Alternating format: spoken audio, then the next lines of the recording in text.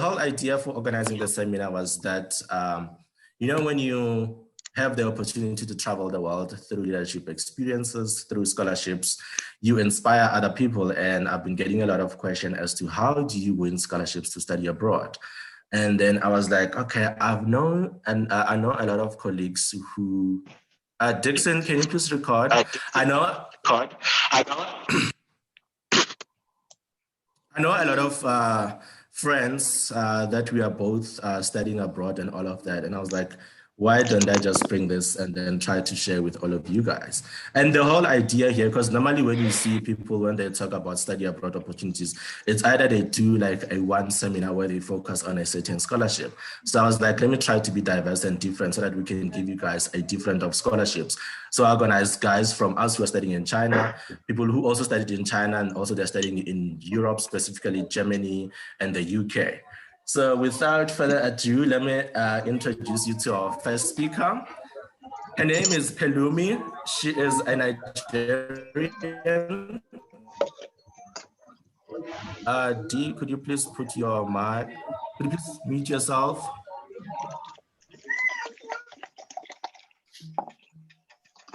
Thank you. Nabila as well, could you please mute yourself? Okay. All right, cool. So our first speaker, well, citizen who speaks 9 languages. Born in Nigeria, raised in Spain, and lived across 4 continents. She has a bachelor's degree in translation and interpreting, a master's of arts in business management, and now taking a master's in global human development at Georgetown University as a Fulbright scholar and as a fellow from the Rafael de Pino Foundation in Spain.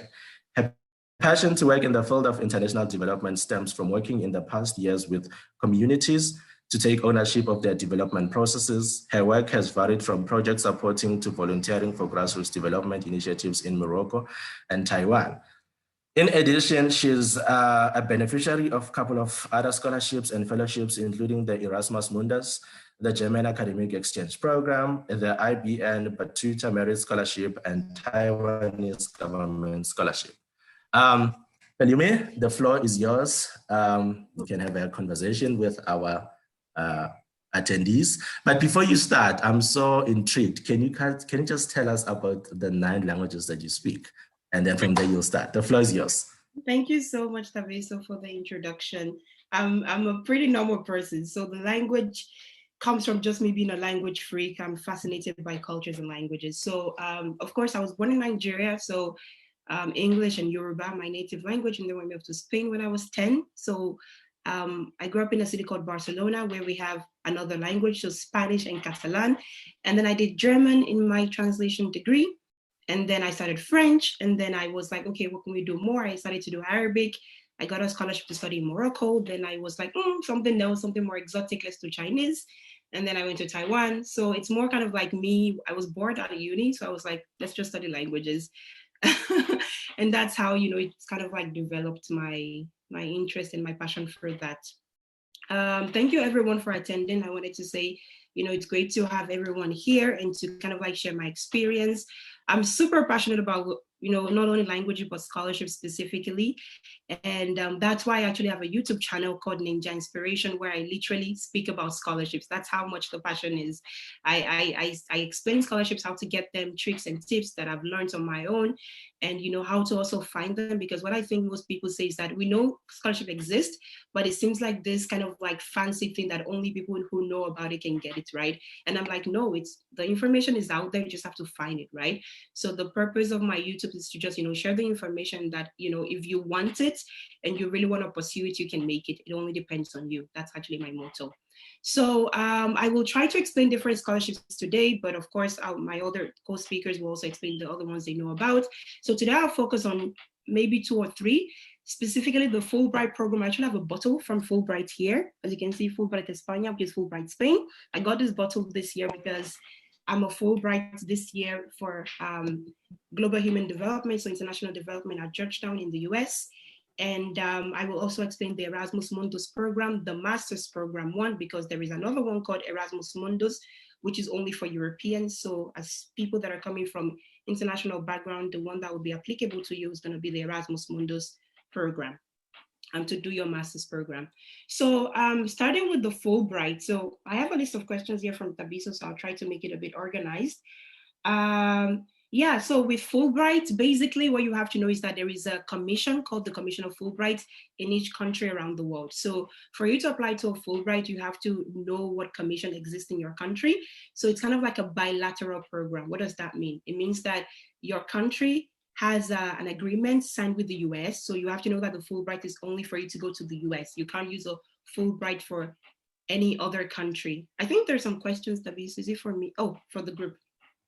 Okay. So the Fulbright is for the US. So you can undertake a master's program. You can undertake a short program in the summer. You can also undertake a PhD. It depends on what agreements your country has with Fulbright, right? So in the case of Spain, you can do any of the modalities that I already mentioned. And in my case, I applied for a master's program. And in this case, you would have to find the university yourself. And there is another one that helps you through the process. So there are two modalities in Spain for master's program. You can either find the master's yourself and you do all the process, you get the acceptance letter, and then you apply to Fulbright to get the funding. So for example, I'm going to use my case, my program. Of course, in the US, masters are quite expensive. So my program is about, let's say, $53,000 just for the tuition, which means that, of course, I can't pay that on my own. So what I did was that I applied to Fulbright so they could sponsor that. But what you have to know is that there are a bit of caveats about Fulbright is that depending on the agreement with your country, it might not cover your full tuition. That's something you have to have in mind. So while you're applying to a Fulbright, you should try to also apply to other scholarship on the side, which is what I'm going to explain later on. So with Fulbright, in my case, they would cover only about $23,000, which means that I still had $30,000 just for the tuition. So what I did in my case was to apply for school scholarships. So the university itself, the program gave me additional funding, kind of to match up what Fulbright was giving me. However, the beautiful thing about Fulbright is that they help you on different levels. They help you with your visa, which is really good, especially when you're dealing with the US. You don't want visa stress. And they also give you a monthly stipend, which can vary depending on as I said, the agreement with your country. So in the case of Spain, you will be getting about, let's say $2,000, which when you think about it might seem a lot, but if you're going to a city like Washington, like me, your rent is already like $1,500, which already is all the money you're getting and your food and whatever expenses you might have. Another thing to know about Fulbright, which is very important, is that depending on your goal and your ideas of what you want to do, you have to have in mind that you have to go back to your country after you're done with your master's program, unless you proceed to do a PhD or you want to stay there to study more. But in terms of getting a job and transitioning from your student visa into a non-student visa, maybe a work permit with a Fulbright, normally, for what I know from Spain and also from what I know from Fulbright, it's not possible. You have to go back to your country because the idea behind the scholarship, not only for Fulbright, which is what I say on my YouTube videos, right? What I preach is that when you apply for a scholarship, it's about what do you want to bring to your society? What do you want to do for your society? It's good because you're writing a motivation letter. Yes, I want a scholarship. I need help. I need money. But what these sponsors want to know is that how are you going to bring value to your community? How are you going to bring value to your people when you get that scholarship? So have in mind that if your plan is to stay in the US after your program, that might not be possible because you have to go back home for 2 years. I don't know if I'm speaking too fast and it's making sense. Please kind of chat in the chat if you're following well. Zoom seminar, CCMA group. There is someone speaking currently. I don't know if they should be. Yeah, that was Isaac. Could you please just mute yourself? No, I think we're going all right. I'll control that. Don't worry, I'll control that. Don't worry. Just keep talking. Okay, thanks, Dixon. Okay. Tabiso, is it going well? Perfect. I'm trying to go slow, but there's a lot to uncover about scholarships, right? As I said, I get passionate about this topic. So yeah, so remember that you would have to go back to your country. What else about Fulbright?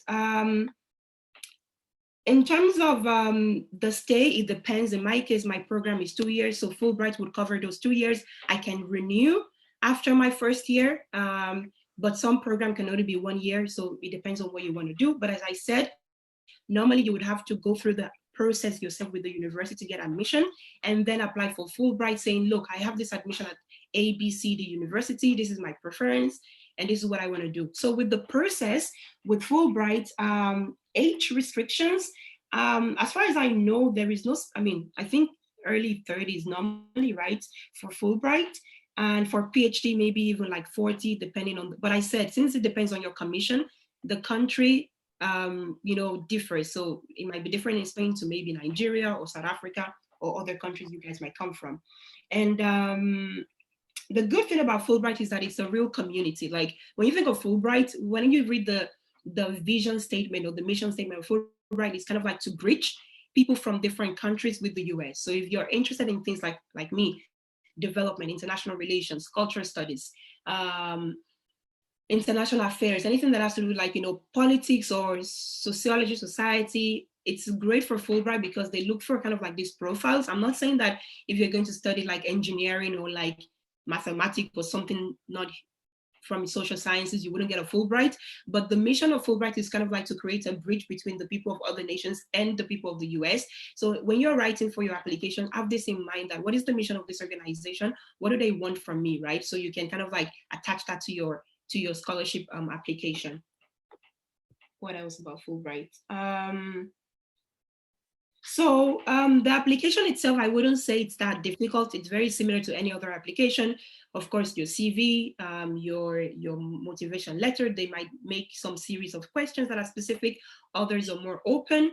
And just kind of like show them why the US, that's what they really want to know, and why not any other country, why that specific university and not any other random university, and what, that would imply for your future advance in your career, right? So that's something they really want to know. And then the Fulbright, I was saying, is a community. So when you think about it, many of ambassadors or like people like in government and like high positions have been Fulbrighters, so students from Fulbright. So it's a big community where after you finish that program, it's not like you're done with the scholarship, but you get really like in touch with people like in high position if that's your interest, and they really make the network very accessible. So it's a great one because not only the money and the funding, but also the network you can get from there and people you can connect to, which I think it's a fantastic thing for scholarship, not just funding. And then in my case, before I move to the Erasmus Mundus program, if you guys have questions, let me know in the chat.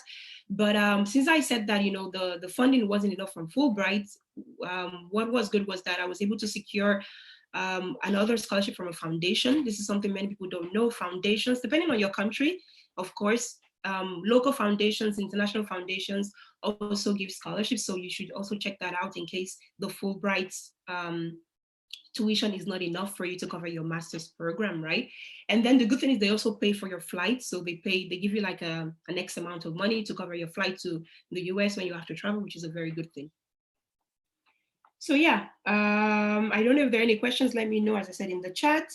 Then about the Erasmus Mundus program. So the Erasmus Mundus program is for the European Union, so in Europe. And it's a very interesting program, to be honest, because it's also 2 years. But the nice thing about Erasmus Mundus is that you get to study in 4 different universities in Europe, which is very cool for someone who is coming to Europe maybe for the first time, and you're not restricted to studying in just one country. So it's divided into 4 semesters, and in each semester you will typically study in a different university. And then the first one, which is going to be for your thesis, you can either choose to stay in one of those universities or just choose someone else, which is fantastic. And similarly to Fulbright, Erasmus Mundus is also open to kind of any type of master's program, but to be fair, there is a list of programs they offer. So with a Fulbright, you can choose any master's you want. You want to study science, go for it, whatever it is you want to study. But with Erasmus Mundus, if you're interested in science or humanities or whatever it is, I can actually read some of them out to you on my phone. There are specific programs that exist that you would have to select. So you can't kind of like, make your own program up, but you have to kind of apply for those that already are on the list.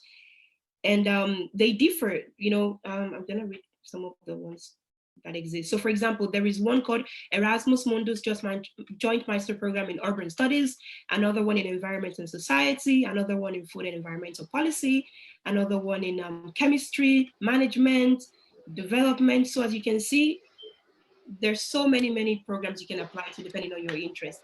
And of course, they also cover your tuition, which is very good. And the tuition, of course, in the EU is cheaper than in the US, obviously. And because you guys are international students, your tuition will be different to there is from, okay, thank you. So with the EU, since you're going to be an international student, the tuition fee is different to the one local student will be paying. So I mean, like European student will be paying. But if you happen to be an Erasmus Mundus student, you will be paying nothing. But the thing is that you can also apply to Erasmus Mundus and self-fund it yourself, which is something people don't know. But of course, the idea is to get a scholarship, to get a fully funded, to apply to study for this program. And they also cover your flight. They also give you a monthly stipend, which is very good. And what else? As I said, it's in different cities in Europe, so you can also see what program you want to apply to, where it's going to be. Think also of like language requirements. This is not the US, this is Europe, which means that your program, of course, is going to be in English, that's for sure. But if you have a program that one semester is going to be in Sweden, another semester is going to be in Denmark, another semester is going to be in Finland, better if we can all put ourselves on mute, so that way there will be no interruption. Yeah, thank you.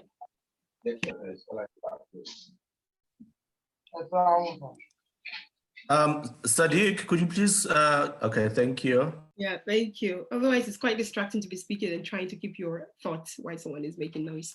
So, as I was saying, with Erasmus Mundus, oh God, what was I saying? Yeah, depending on what country you go to, remember that it's going to be in English, but you might have to learn a local language. It might be a requirement of your program. It might not be, it depends, but also take it as an opportunity for you to kind of like learn a new language. If you go to Spain, learn some Spanish. That's going to be good for your CV, you know, and maybe for your future employability. And if you go to maybe Denmark, if the language seems interesting to you, you can also do that.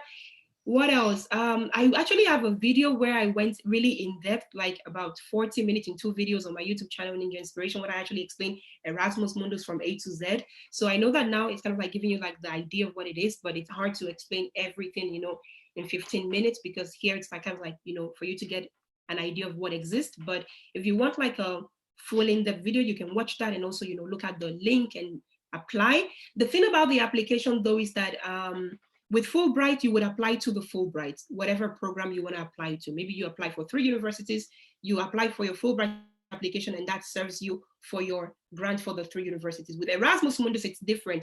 Every master's program has its own application. So as I was reading before, if you're interested in urban studies, for example, you would have to apply for the Erasmus Mundus joint program in urban studies. And then that one has its own application process where if you get selected for the program and then for the scholarship, you get the funding. But if you apply for maybe archaeology, just as an example, you have to apply to that again. So there is not like one scholarship program for Erasmus Mundus joint master's program, but like different programs has its own different application. Yes, that's more or less it. I don't know if I have more time to be, so I don't want to like over speak. Let me know how I'm doing. Okay, no, you're doing okay. So are there still any other points you'd like to add, or should we proceed to the next speaker? I mean, maybe just like some few last words. I think studying anywhere, honestly, as an international student is fantastic. It doesn't matter if you choose the US at the end or you choose Europe at the end. I think it's just the experience on its own. I think Tabiso would agree with this. Even in China, wherever you go, the experience is fantastic because you will go through that exciting process of like meeting new people, exchanging ideas, learning about a new country, learning about your program, and you know, making friends for for a lifetime. So definitely, you know, my own idea is that don't apply to one thing. If you really want a scholarship, you have to be really committed to it. It's a very tiring process, but honestly, those who want it get it. But as I always say, not everyone who wants a scholarship will get it, but you know, everyone who tries their best would definitely have a better chance. So yeah, apply to both of them, even like more the DAD that you will hear about now, and then see which one works out, right? And take your time to really kind of like develop a great application letter and understand your why. Like the thing that I think makes people fail with scholarships is that they don't know why they're applying to a scholarship. They just apply because they want a scholarship. And that's not an enough reason for you to get a scholarship. You need to know your why, what exactly you want to do with that scholarship in your country, for example. Why is it important that they're giving you that scholarship and not someone else? What it is about you that makes you special, let's say, that you know you can contribute to society. So just have that in mind. And I wish everyone good luck. Thank you so much, Tabiso, for the opportunity to speak. Thank you very much, Pulumi. That was a wonderful talk. And yes, I think maybe I can also add to the last point that you just said. Again, applying for an international scholarship is to convince the funders as to why do you think they should invest on you. So you should make sure that you thoroughly explain that on your application, including your essays. And once they capture that, I'm telling you, they'll select you. With that being said, Pelumi as well, could you just kindly share your YouTube profile on the chat so that everybody can be able to follow all the other scholarship profiles that you did? So I will be moving to the next speaker. His name is Jaco Haupst. He's a South African. He works as a program advisor for the German Academic Exchange Services in Johannesburg. He holds a Bachelor of Arts with triple majors in German, French, and English, obtained with a cum laude from Wits University. Currently is completing his honors in English from the same institution. He has traveled extensively several times in Germany in exchange programs, and he's fluent in English, German, French, and Afrikaans. The German Academic Exchange Service is the world's largest funding organization for the international exchange of students and researchers in Germany and in Africa. Mr. Jaco, the floor is yours. You have to unmute yourself. Yeah, no problem. Thank you so much, Tabiso. Thank you for the invitation. Thank you for the opportunity to speak here. I've got a short little presentation, so I'm just going to share my screen, okay? Yeah, sure. Whoever, Jackson, can you please give him access? Sure. There we go. Yeah, I already do. Like that? That's fine, right? Yeah, you guys see it, no? Okay. Yeah, so like Tabiso said, my name is Jaco, and I work for the German Academic Exchange Service. And the German Academic Exchange Service, or the DARD, is the largest funding organization in the world in terms of how many people it's funded. So it's funded about 2 million people since its inception, since like, I would say the 1950s, worldwide. So what the DARD does is we don't just award scholarships. It's not just about scholarships. It's all about international academic exchange. So the DARD was formed because German universities want to get international students into their universities, and they want to send German students out to other countries. So the DARD handles this big process of internationalizing German universities and other universities across the world as well. The DARD is very focused on internationalizing German universities, but they've got many funding programs, project funding programs, not for individuals, but for projects for inter-university exchange. So German universities can cooperate with other universities. Maybe they can start joint degree programs, joint graduate schools, and so on. So the DARD awards scholarships, they award funding for higher education cooperation. They do a lot, and it's all about internationalization, people moving across the world, academics, researchers, students, mobility, people moving. Okay, the DARD is very, very big. Our head office is in Germany, and we've also got offices all over the world. The orange dots are regional offices. They're like extensions of our head office. And then we've got small information centers, like the one in Johannesburg where I work. And the information centers do exactly that. They provide information on study and research in Germany and scholarships. And we engage with South African universities to form partnerships with German universities and so on. Okay, but you can see in Africa, especially, there's many offices all over the world, but there are about, in sub-Saharan Africa, 4 major offices that provide support and advice and information for African students and African institutions of higher education who are interested in higher education in Germany. Okay, so why should you study in Germany? Germany has a really, really interesting education landscape, a higher education landscape. They've got about 400 higher education institutions. In comparison to South Africa, we've got 26. Okay, so you can see 26, 400. You've got so much to choose from. There's literally, if you can think about the most niche research or the most niche topic, you'll be able to do it. There's a degree program in Germany where you do like nautical stuff, like how being on ships, and you spend one semester on a ship off the coast of Norway, like crazy. So you've got so many different institutions that offer so many different things, and you can find something really, really interesting for yourself and for your future career. So Germany offers a lot. A really cool thing about Germany is there's virtually no tuition fees. This is true for the most part. There are exceptions, but there aren't tuition fees. And our scholarships that the DART awards, we award a stipend. So a stipend for your living costs because there are no tuition fees. Okay, so our scholarships are really classical in the sense of we support your living so that you can reach your potential as a researcher or as a student. Okay, Germany has state-of-the-art facilities. We all know this. Germany is famous for engineering, for automation, for their great equipment. So especially like since maybe if you're a PhD student here in South Africa, you can apply for a short-term grant to do some part of your research in Germany. So maybe there's the equipment that you need for your research isn't available here in South Africa. So then you go to Germany for 3 months and you benefit from the equipment there and from the facilities there and the infrastructure there. Germany invests a lot in research, a lot, into research infrastructure, into jobs in research. So there's a lot of opportunities on offer. A great thing about Germany as well is it offers a high quality of life and it's relatively cheap in comparison to if you look at international standards. Okay. The most exciting thing about Germany, of course, is that it's in the heart of Europe. Okay, so you go to Germany, relatively cheap, cheaper than Netherlands, cheaper than France, cheaper than UK, no tuition fees also. And you go to Germany, but you've got access to all these European countries. Okay, so you join an international student community and you have the opportunity as a student or as exchange student or master student or PhD student in Germany to really form connections for your future career, to form contacts, to build networks, and you can really engage 2 hours away by flight to Netherlands, take a train to Poland for a seminar, take a bus to Belgium for an international conference.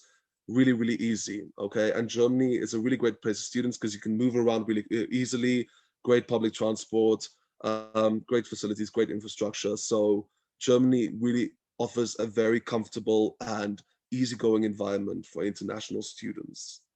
I guess, yeah. Especially if you can speak the language. But like Pulumi said, if you're serious about studying abroad and if you're serious about going abroad and doing this, you must try to learn languages, some languages at least, because that's how you really get to know the culture and that's how you really get to know people. So yeah. Our scholarships, these are, I'm just gonna go quickly through our scholarships. These are the scholarships that we offer. We offer scholarships in Germany and we offer scholarships from master level. So we have no funding available for undergrad degrees, but our scholarships start from master level. So we've got scholarships in Germany. We award master and PhD scholarships to South Africans in South Africa, and we award master and PhD scholarships to Sub-Saharan Africa as to Sub-Saharan African nationals in Sub-Saharan African countries. Okay, so our organization is not just all about brain drain, getting South Africans or getting people from other countries to go to Germany, especially in Africa. There's a lot of development work that's being done here, as you can see with these programs where we also award scholarships for master and PhD degrees in Sub-Saharan Africa. So our work is really, really extensive.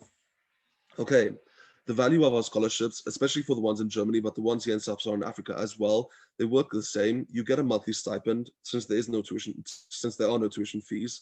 And this monthly stipend depends on your academic status. So as a master student, you would get 861 euros. As a postdoc professor, you would get 2,150 euros. Okay. And then you get travel allowance, you fly to Germany and back, and we pay health insurance for the entire stay.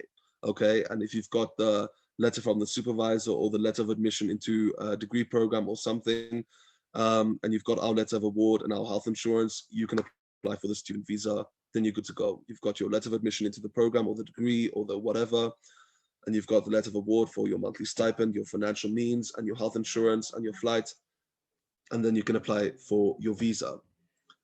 We've got one major requirement for our scholarships. We don't have age restrictions or anything, but this is true for public funding for scholarships in Europe, especially your latest degree cannot be older than 6 years. So you need to apply within 6 years of graduating from your latest degree, okay? That's one central requirement. So we look at your academic age as opposed to your biological age, okay?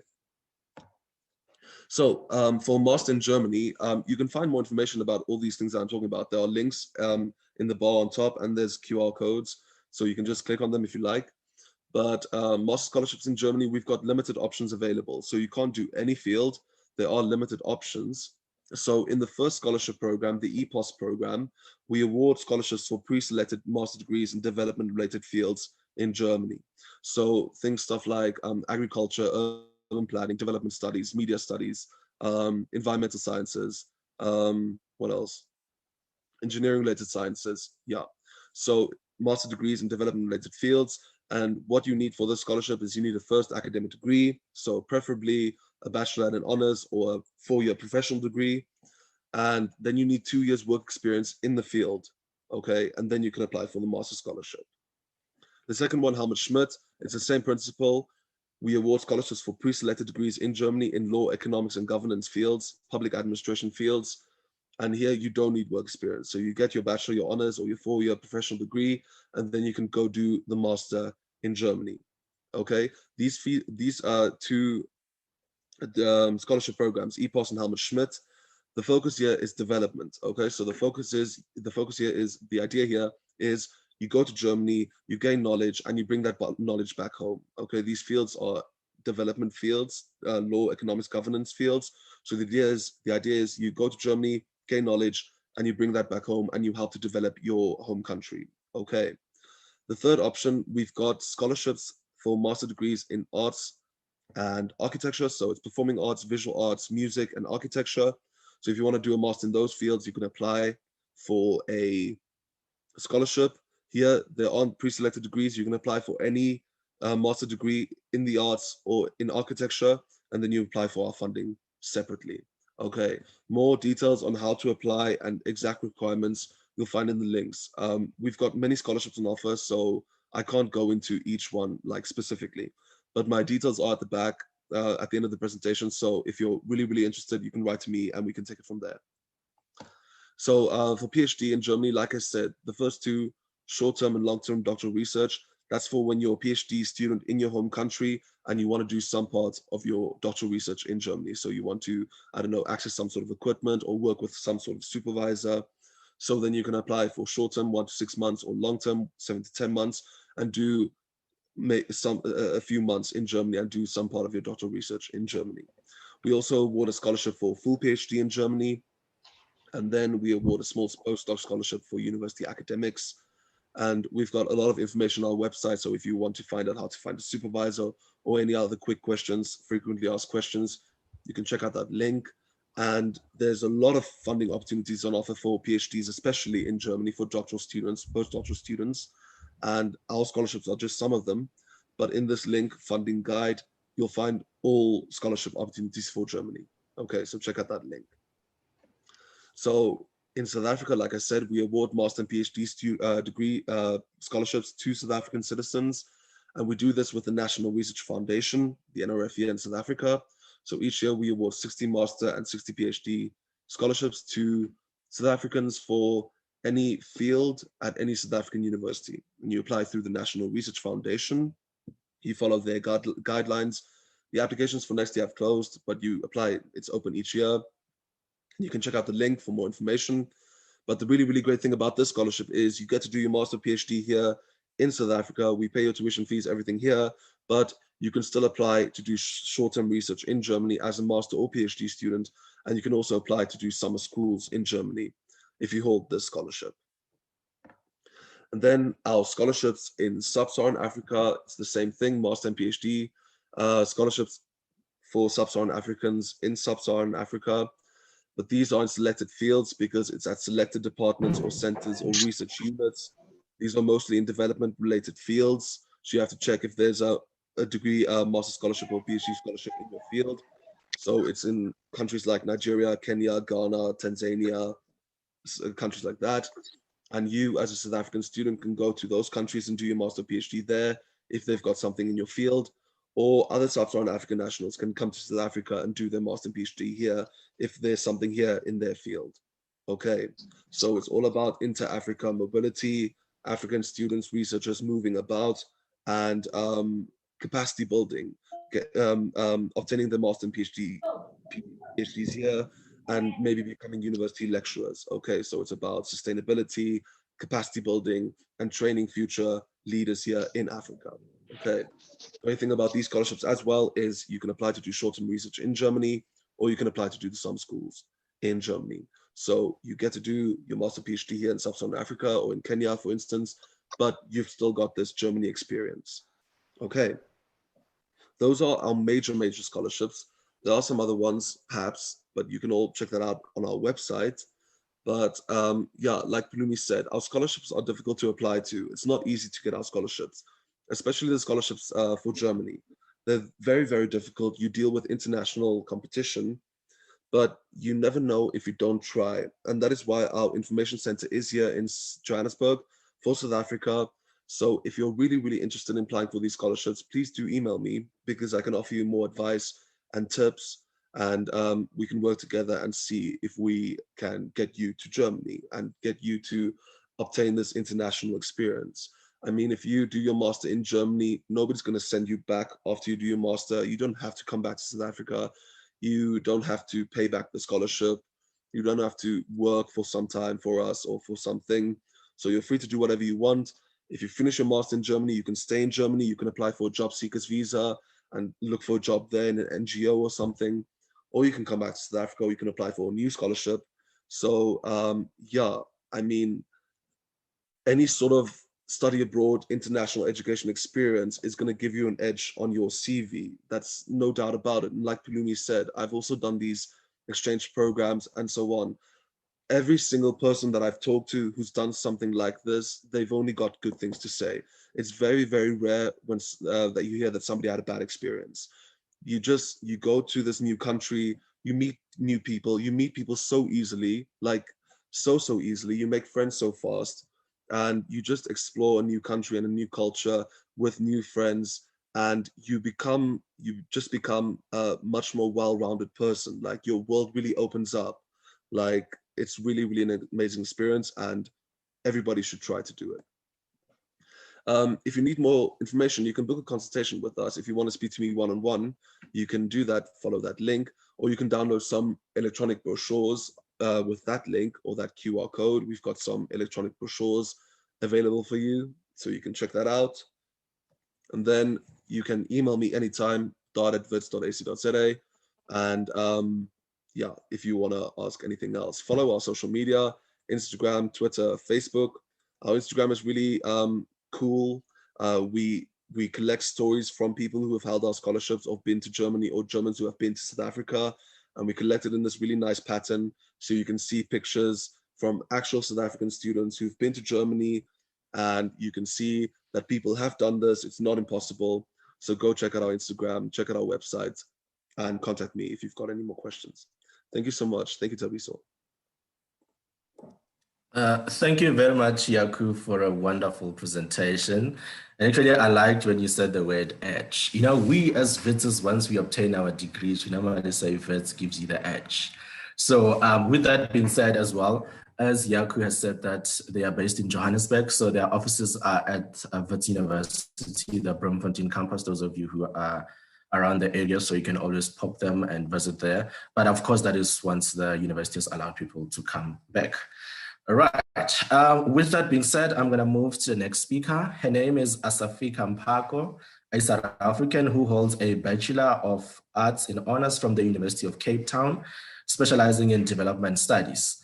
Following her graduation, she completed a double master's degree in public administration and government from the London School of Economics and Political Sciences, LSE, and Peking University through the Patrick and Margaret Flanagan Scholarship, which only focuses on women.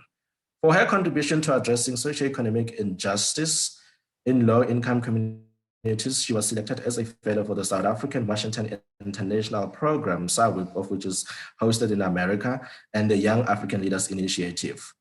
A passionate advocate for inclusive education, she has worked for numerous non-profit organizations, including the World Affairs Council in Washington, D.C. She aspires to become a public sector consultant, leveraging her internationally garnered experience to drive innovation in education to accelerate poverty alleviation in South Africa. Unfortunately, you won't be seeing a face, but she was kind enough to send a picture. So while she does a presentation, I will share her picture on the screen so that we can see what she looks like.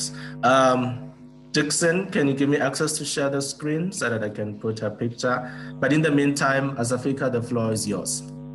Thank you so much, Tabiso. Am I clear? Yes, you're good to go. All right, thank you. Good morning, good afternoon, depending on where in the world you are. My name is Asafiga Mpago. I want to be clear, I'm going to be talking about two separate things. The first is my scholarship, which is the Patrick and Margaret Flanagan Scholarship. And I'm also going to be discussing my degree program at the London School of Economics in Peking University. But seeing that the objective of this seminar is to inspire students to study abroad, I thought that perhaps I should start off by sharing my own personal story. That is the journey that led up to me studying abroad.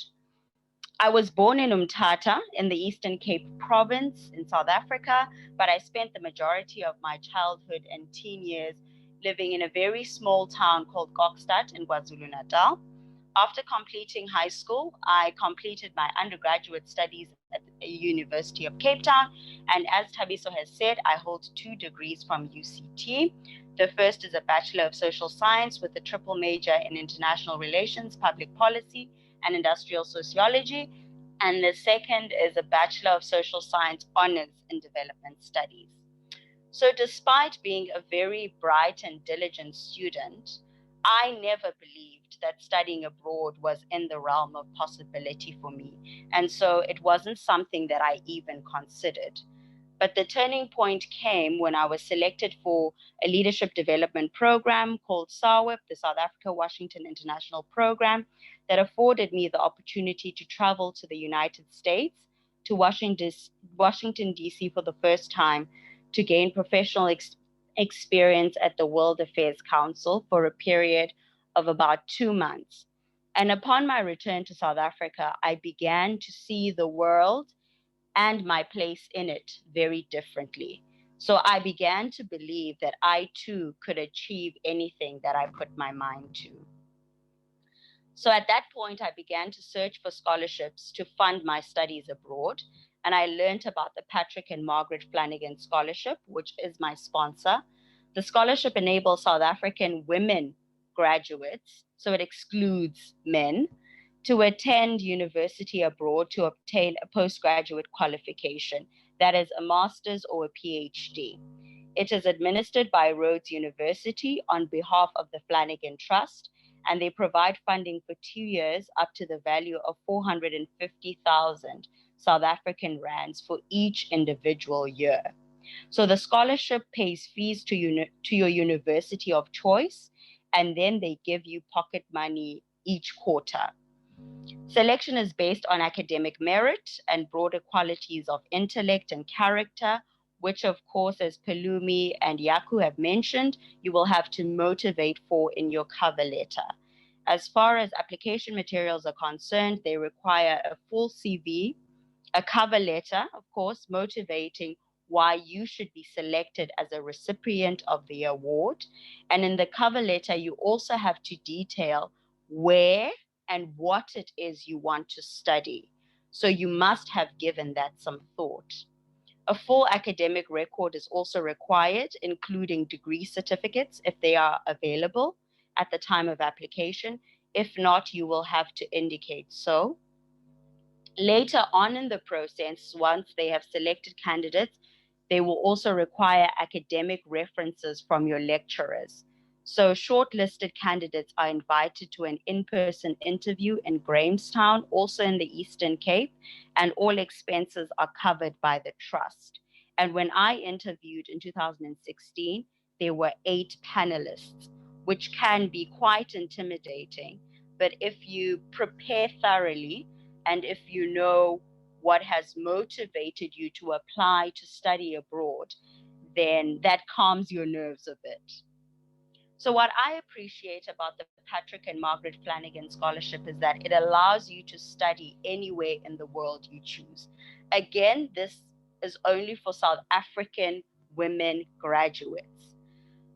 So when it was formed in the 1900s, the requirement was that candidates had to study in the United Kingdom, but that has since changed. I know of recipients of the award who have studied in the United States, in the United Kingdom, the Netherlands, and even Uganda at Makerere. So when I applied for my scholarship, I did so before I applied for my degree program.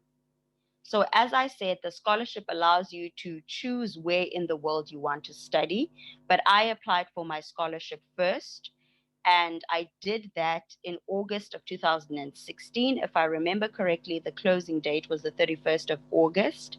The final interview was held in November, and the final results were also released in the same month. So I applied for my scholarship first, was awarded the scholarship. I knew about it by the end of November of 2016, and only then did I start to apply to my desired university, which was the London School of Economics. And I applied to the London School of Economics because a lecturer of mine at the University of Cape Town had studied at the school and spoke very highly of it. So I began to look into it, and I found the program of study, which I am a part of, which is a double degree master's in public administration and government. So the degree takes place over the course of 2 full academic years, with the first year spent in Beijing at Peking University, and the second year spent in London at the London School of Economics. And this program of study consists of 2 master's degrees, one from Peking in Beijing, and the other one from the London School of Economics in the UK. So before I end, I just want to share with you my personal reasons for choosing this particular program of study. My reasons for choosing my particular program were academic, professional, and personal. I liked the idea of studying and living in 2 cosmopolitan cities and 2 universities in 2 different countries on 2 different continents. And as someone who aspires to work in development and public policy and to build an international career, it was important to me to go to China to get a feel for the society and the culture and to learn the language, given China's growing prominence in the international political economy and its influence also on the African continent. And it was also important for me to study in Europe, given the world's ties with Europe and also South Africa's diplomatic and trade relationships with Europe. And so I share this to say, again, in your cover letter, when you motivate for why you should be awarded a scholarship, you need to emphasize what career you aspire to have in future, what you envision your professional career looking like. That's very important. But also you can add your personal reasons for wanting to study where you wanted to study. A personal reason for why I wanted to study in China was that I wanted to be challenged. China is a society that is very different to anything I've ever known. And so I wanted to go to China to be challenged in different ways, to go to a society, number one, that I was unfamiliar with, where I didn't speak the language, where I was not used to the diet. There are lots of things about China that shocked me, even though I had read about them beforehand. And so I wanted that experience. And also coming to London, I wanted to live in a place that was very diverse, in that there are people from all over the world in London. And so I wanted that experience. I wanted the intercultural exchange, and I wanted, beyond my studies and my professional aspirations, to grow as an individual, to cultivate my interpersonal skills, to cultivate my relational skills. And so those are some things that you can include in your cover letter to show that you have thought not just about your professional career and your academic interests, but also how you as an individual, at the individual level, how you will grow as a leader and how you will become a better person for yourself, but also for your community, your country, and the world at large. Thank you.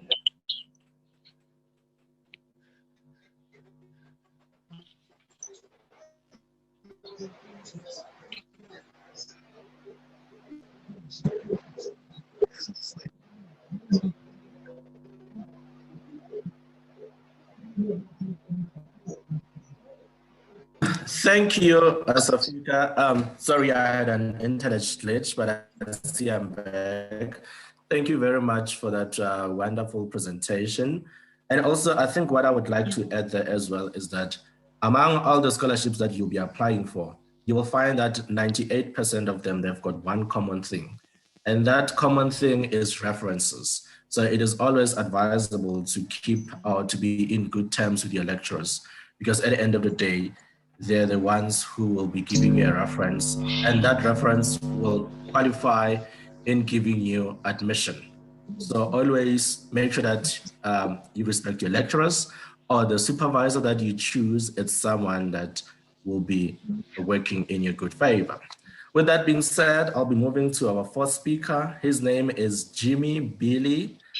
If I say your surname incorrectly, please, I apologize in advance. But his surname, I'm going to attempt, is Mkanda Wiri. I hope I'm saying it right, but you can say it once you start presenting.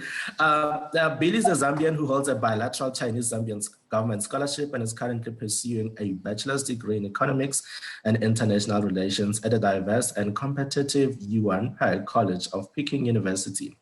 Billy has participated and helped coordinate in a number of Peking University African Students Association called PUASA activities.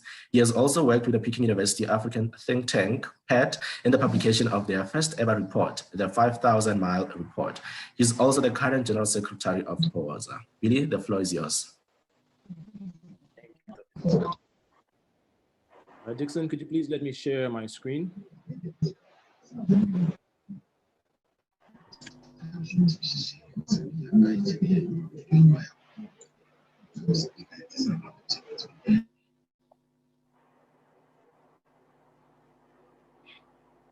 How do I go about this? Sorry about that. Just look at the green button at the bottom that says share, and then you must open your presentation first, and then it will go to the presentation.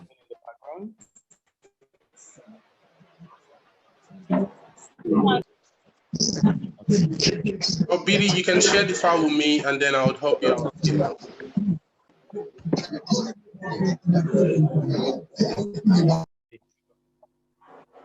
Can you guys see that?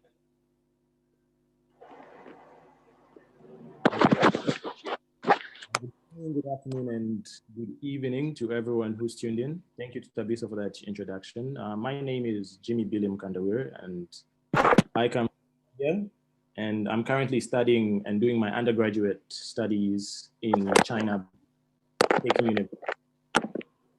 And for my segment, I'm going to generally talk about Chinese scholarships and to be the Chinese government-sponsored scholarships. What I'll cover here, I'll be fast. Sorry, could you please mute the mic, whoever that is? Thank you. I'll cover I'll cover 4 to 5 points. The first one is going to be what type of scholarships can you find in China? And the second one is why should you choose China for your higher or further education? My third one is who can apply for these scholarships that are offered in China? And the last, and I think the most important one is how can I apply for a scholarship to study in China? And when is the right time to apply for a scholarship to study in China? So what type of scholarships can I find in China? Firstly, I narrowed it down to 4 main specific scholarships. The first one is government-funded scholarships, which is the one that I'm currently on. These are the ones I'll focus on for today. And other scholarships include university-specific scholarships, private scholarships, and the Confucius Institute scholarships. You might be wondering right now, why should you choose China for your further or higher education? And I have listed a few reasons below here. And most importantly, I personally think is financial benefits, because you definitely get a full ride scholarship, 100% scholarship paid for from the start of your program to the end of your program. And you get a monthly stipend, you get health insurance, and For most of the scholarships, you also get some fundings. For example, if you want to buy school books, you want to pay for trips and all that, everything is covered in the scholarship that I'll be talking about today. And secondly, the second most important thing is academic benefits. Just like my colleagues who've come before me have already spoken, earning a scholarship, particularly a prestigious one, for example, studying at Peking University in China, you will be distinguished from your classmates, be it in high school or whatever program you might be doing now. And I feel that you have more opportunities opened up when you get a scholarship to study abroad. You will be seeing the world from a different point of view, from a different perspective, as compared to when you study or when you choose to study back home. Another academic benefit is you get networking opportunities. When you study abroad, you get to meet all sorts of people, different types of people from all walks of life, different countries, different cultural backgrounds, and you get to meet new friends. And these can be future contacts, not only friends for the meantime as you're studying here, but even as you complete your program, you still be in contact with these people, and who knows, these people might help you acquire opportunities in different parts of the world. And another one is real world experiences. You get to have experience as you study abroad. For example, for myself, I came here soon after completing my high school in 2015. And this was the first time I was traveling alone outside Africa. And that was the first time I ever experienced living alone. And I feel the me from back then to the me right now, I have seen a huge difference in my personal growth and the experience I've acquired. So that's another one. And another one is whether you get the scholarship or not in the end, the application process itself is one that can enrich your life, and you get experience from this as well, teaching you for when you need to apply for a different scholarship or when you apply for more scholarships in the future. And who can apply for the scholarships in China? I've narrowed it down to age-specific scholarships, and that's how they're divided here in China. For undergraduate degree scholarships, which I will be focusing on today because that's what I'm doing, anyone below the age of 25 or below, you can apply for an undergraduate degree scholarship. And then for master's degrees, it's 25 to 35 years. And for a PhD or a doctoral degree, 35 years going up. And to the most important part of my presentation today, how can I apply for these scholarships to study in China? And when is the right time to apply for one such scholarship? Well, I'll start with the most important one. How do I find these Chinese scholarships and how to tell if they're legitimate? Because I've had a lot of friends and people I know applying for scholarships to China where they're asked to pay a deposit fee, they're asked to pay this and this amount. Remember that when you're applying for a scholarship, you are the one who has to be receiving the money. You do not have to pay for anything. You do not have to pay any amount. So please make sure that you're using official websites when inquiring about these said scholarships. And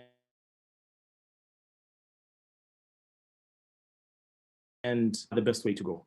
These are known as the CGS funded scholarships or the CSC, which is the Chinese Scholarship Council funded scholarships. These scholarships are usually 100% funded. In most cases for undergraduate students, they are always 100% funded, and they include your tuition fees, a monthly stipend to help you with your day-to-day life, a comprehensive medical insurance plan, and a return air ticket, meaning they get to pay for your flight coming to China. And when you complete your degree successfully, they'll also pay for your flight back home. But in between, they do not have or give or offer any other flight tickets, only two, which is a return when you're coming and when you're going back. And for the Chinese government scholarships, they are truly abundant when it comes to the undergraduate level. This is because in China, there are over 250 universities. I'm not sure of the specific number, but all these universities mostly offer 100% scholarships to international students each year. So I'm sure if you do the math there, you can clearly see that the probability of you getting a scholarship to one of these universities is going to be very high. And I'll share the website in a few minutes. And this is the official website that you should use. Do not trust any other websites or any other agents that say you should pay this amount as a deposit fee, pay this for consultation.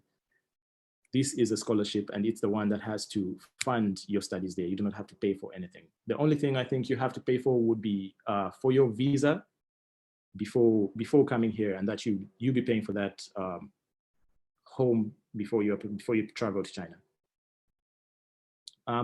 We're still going to look at how to apply for scholarships.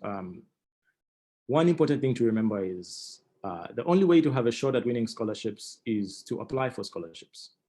Do not just accumulate all these, for example, this Zoom session we're having, which is encouraging you to study abroad. You've heard of all these interesting scholarships. Don't just listen to it and then write the list down and leave it there. Feel like you do not stand a chance to apply for these scholarships. Remember that you miss 100% of the shots you do not take. So I would advise everyone, be it an undergrad, master, PhD level, you just try applying for these scholarships and see if you're going to get in or not. But always remember, each scholarship has its own specific requirements. And for the Chinese government scholarships, the website that I'll send has a very, very detailed list of instructions that you can follow on how to apply for these scholarships and how to go about the whole application process from start to finish, and how to track your scholarship if you've been accepted, at what stage you are at in the scholarship application process. And if you need to do interviews and all that, the website has all that information. And for a few scholarship tips that I'm going to give you now, the first one is always be careful. And I think I've already stressed this enough. Remember, you shouldn't have to pay for scholarships or scholarship searches.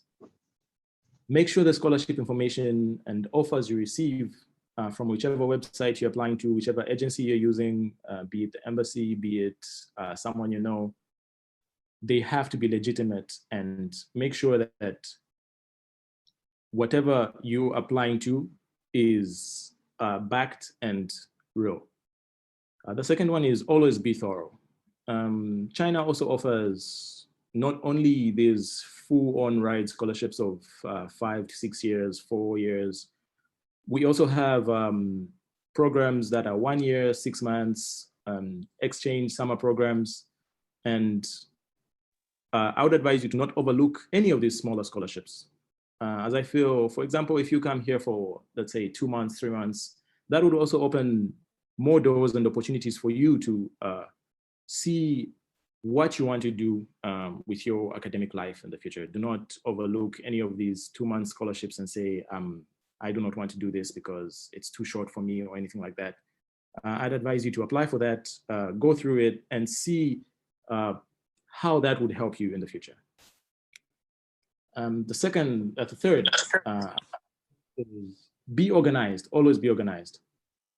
Remember, each scholarship is different and requires different documentation, but for the most I'm going to list down a few of the things that you need when applying for an undergrad scholarship to China through the Chinese government.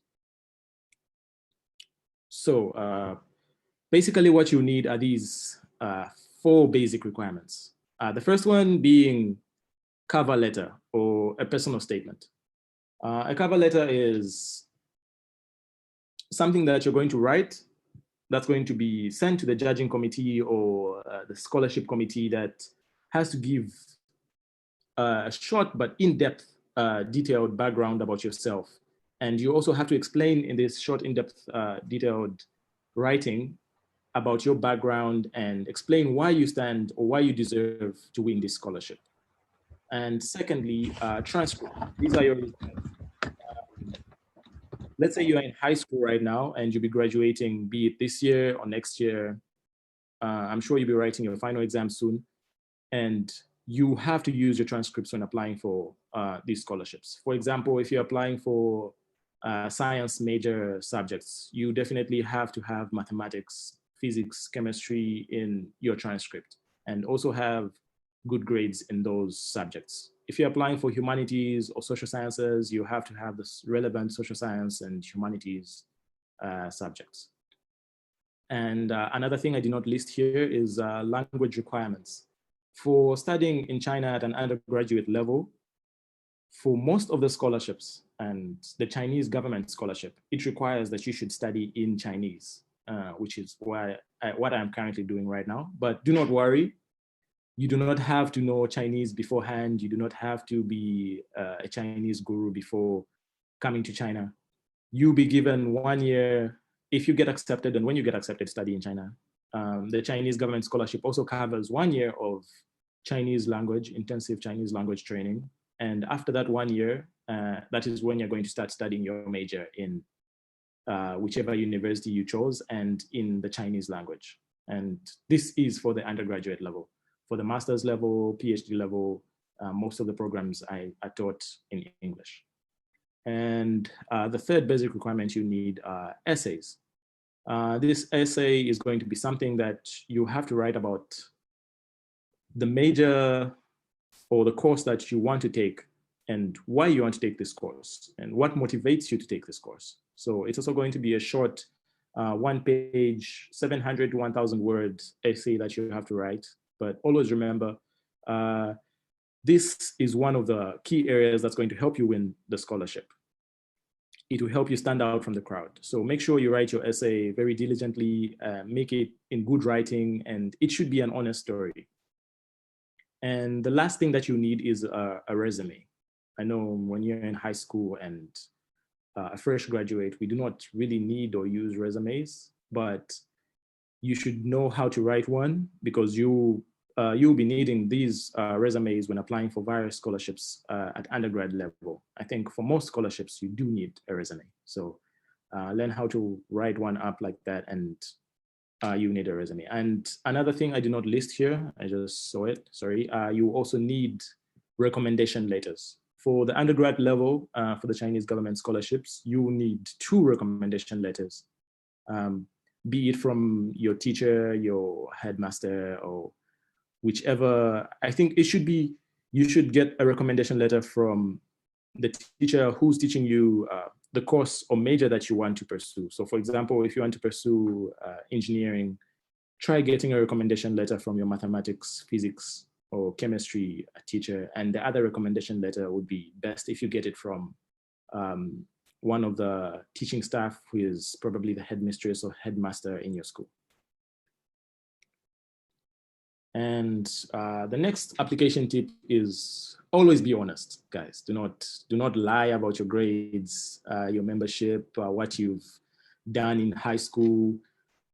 You should always be honest because the committee really does do background checks. And sometimes when you write these recommendation letters, they do call whoever you listed on your recommendation letter and inquire more about you.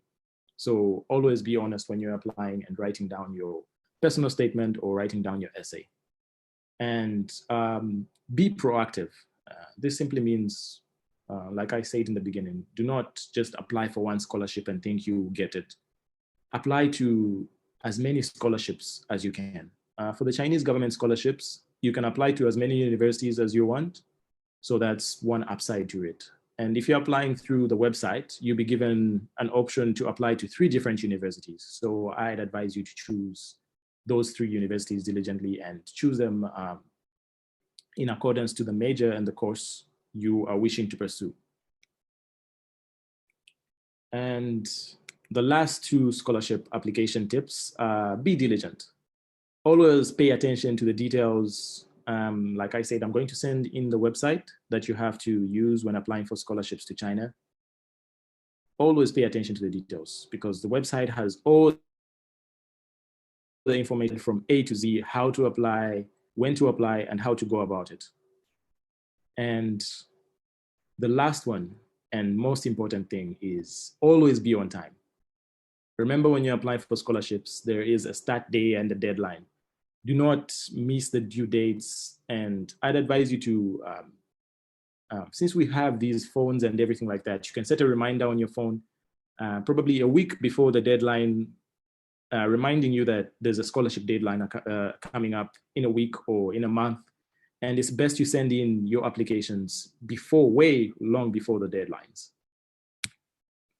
And when is the right time to apply for a scholarship, a Chinese government scholarship? I think this all depends on the scholarship deadline. But for Chinese government scholarships, the application process usually starts in December and ends in late April. And this is for undergrad programs.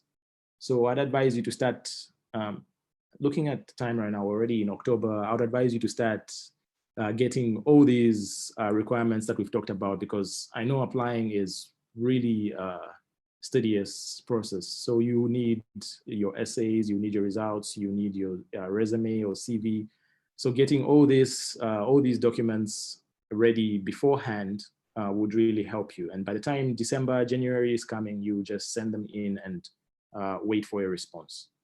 So I think that's that for the Chinese government scholarships. And if you guys have any more questions, feel free to ask in the chat box or raise your hand, and I'll be glad and willing to help. For now, I'll send in the link I was talking about. Sorry, I have a question. Yes, sure. Yeah, please. When would the scholarships for master's application commence for China? Master's scholarships through the Chinese government or the Chinese Scholarship Council are also from December, usually late December, mid to late December, all the way to late April, usually the last day of April. Okay. Same time with undergraduate? Yes. Okay. Thank you so much. Thank you. Just that I'm focusing on the undergraduate level. It's the same for everyone from undergrad, master's, PhD. Okay. Thank you so much. Thank you. Yes. You're welcome. Thank you very much, Billy, for that wonderful presentation.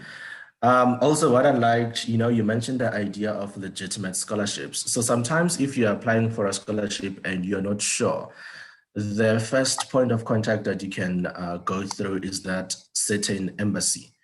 Reach out to them, because at the end of the day, you have to get a visa through them.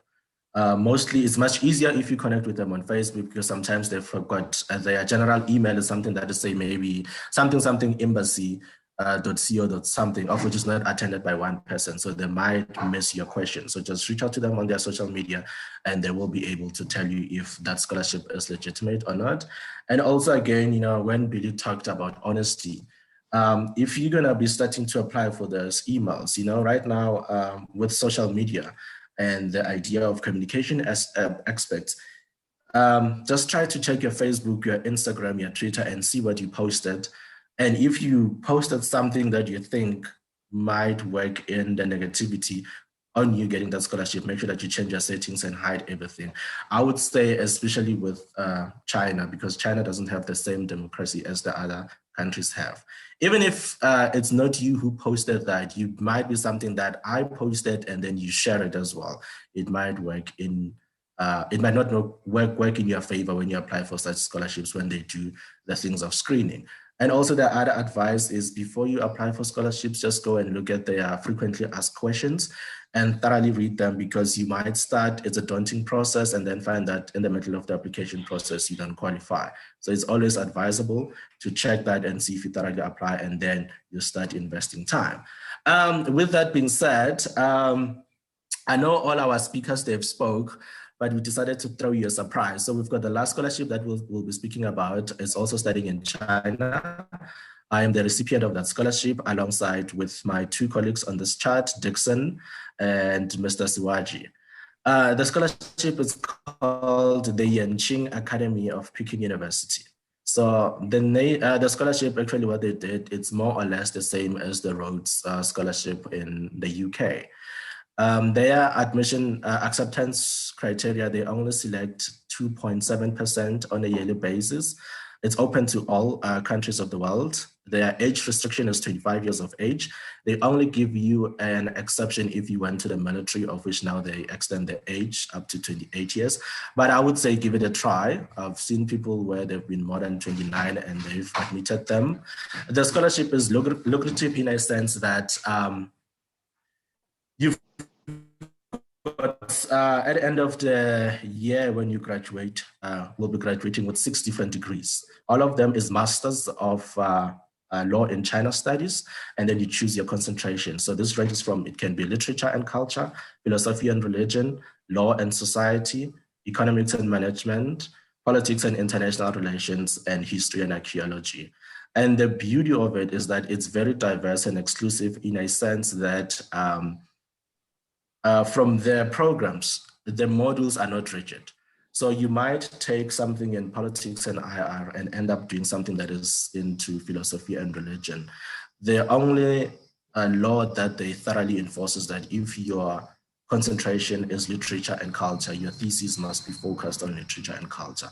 And also you've got access to the entire university. So you might go and take a module in engineering. You might go and take a module in science. You might go and take anywhere. You've got access to that, obviously, which it's very exclusive in that sense. But then the only disadvantage is that almost 90% of those courses are taught in Chinese. Only a few of them are in English. And again, the other advantage of it is that you get to travel almost the entire China, in a sense that we have a field trip. So last year, before the pandemic happened, we went on a week-long field trip to Chengdu to learn about Chengdu in terms of their history, art, culture, the tech, because Chengdu is a tech country. I mean, so not country, province. And then from there, even again, all the other programs, the modules that you teach, they are trying to make it diverse in a sense that we learn about China from the history part of it to the present part of it and to the future. So again, based on what you chose as your program, there are certain courses where you'll be able to travel to China. For example, some, travel inside of China. Some students have went to Shanghai, some students have went to Beijing, some have went to other provinces, of which again, all of those things are fully paid for. You don't have to pay anything. And where you apply for research. But let's say maybe if you want to explore the BRR in China, you can apply for a week-long or 2-week-long, they call it the research grants. And then if they approve your budget, you go there and travel for like 2 or 3 weeks, doing your research there. And then they fund everything for you. Again, Divine. The application process, it's not, Asaya, could you kindly, please, Mr. Stefan, could you kindly please mute yourself? The application process is not that long. Of course, the first things they want your biological information. And then from there, it's going to be, you have to have an essay where you tell them why do you think you qualify for this scholarship. But then it's divided into 2. You have to talk a little bit personally about yourself. And then the other aspect is why do you think you are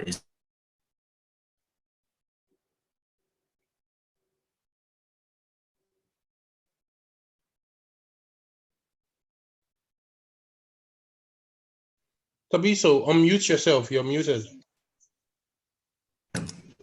Oh, okay. So was I unmuted all along? No. Dixon? You were saying just few seconds ago. I don't know what happened. So just. Oh, okay. Okay. So everybody managed to hear what I was saying so far, right? Yeah, I could. I guess every other person was. Okay, cool. And then again, yeah, so the application process is open. It's closing somewhere in December. I think it's the 5th of December, if I'm not mistaken, but it's just like right at the beginning of December. But this is open for international students. I think for Chinese students, it's already closed. We will share the link to that application on the chat. And then from here onwards, we'll be taking questions. So you're more than welcome to pose questions. I would say, you can ask, you can raise your hand and ask, or you can also type in the chat box. So Dixon and Billy and Pelumi, Yaku, Asafika, and Siwaji will be helping to answer your questions. My internet is a bit shady, so just in case if I lose some, Dixon, just help me.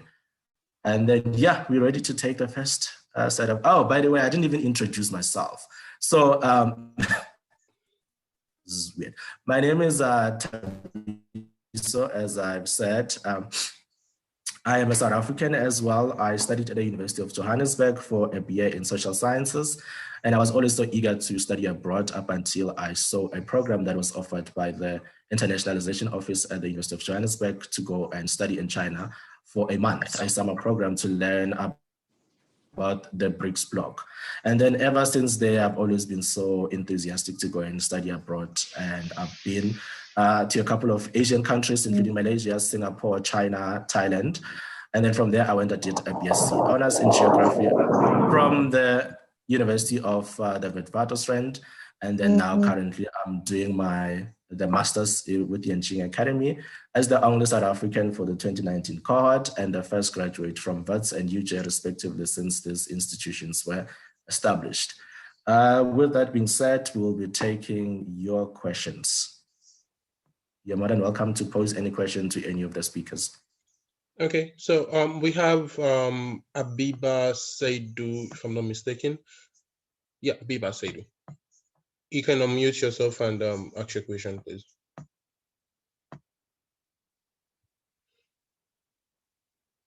Yahaya, we'll come to you soon, please. Hold on.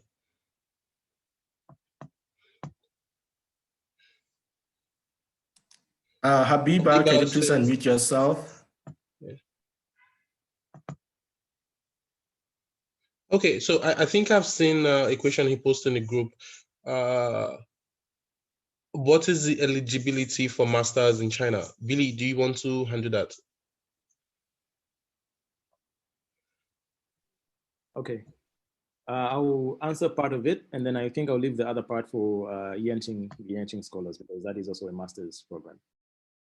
So like I said in my presentation, for master's degree students, it's all based on age requirements. There is an age limitation, but it's usually waived. You don't have to be above 35 years of age, so anything below 35 years, and you need to have an undergraduate degree beforehand from a well-known university.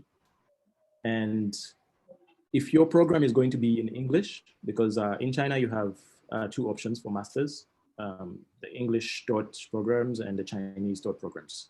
For the Chinese taught programs, you do not need to take any IELTS or TOEFL or any language requirement exams. But for the English taught programs, if the language that you're being taught in for your undergrad was not English, then you will have to take an English exam to prove your English language capabilities and abilities. But if you were taught in English and your degree is in English, for example, let's say most African countries, most sub-Saharan African countries, South Africa, Zambia, Malawi, wherever it is, the English requirement is waived. So what you need is, you have the age requirement, one.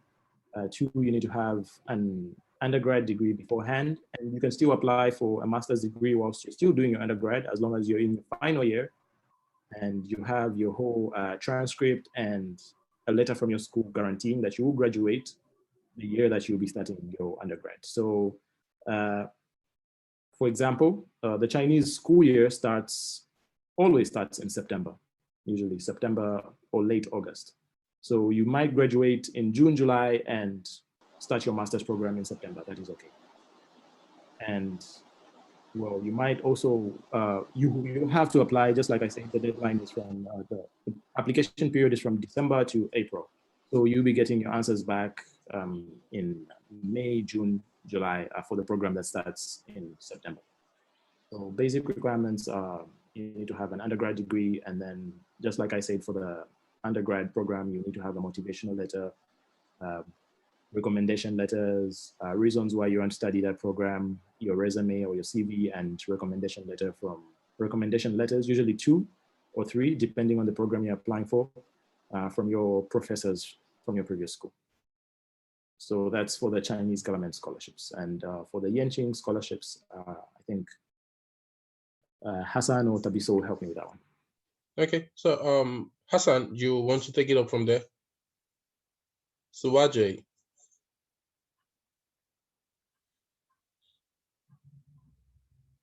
I can see you. Hello. Good. Yeah, So I can hi hear everyone. You. Yeah, okay. Hi everyone, I'm happy to speak to you once again. I'm Hassan Sewaji. I'm a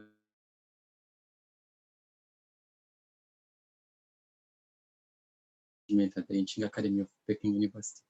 So straight to the requirements of Yanqing, I guess the key requirement that you would want to look out for is a minimum of a bachelor's degree in any field, or if you're still enrolled in your bachelor's and you've not yet gotten the graduation, you could still be eligible provided you will graduate by 31st of August next year, 31st of August 2021. Yanqing does not require GREs. I've seen a question pop up, so that one is also handled. And you must have a strong interest in the interdisciplinary study of China.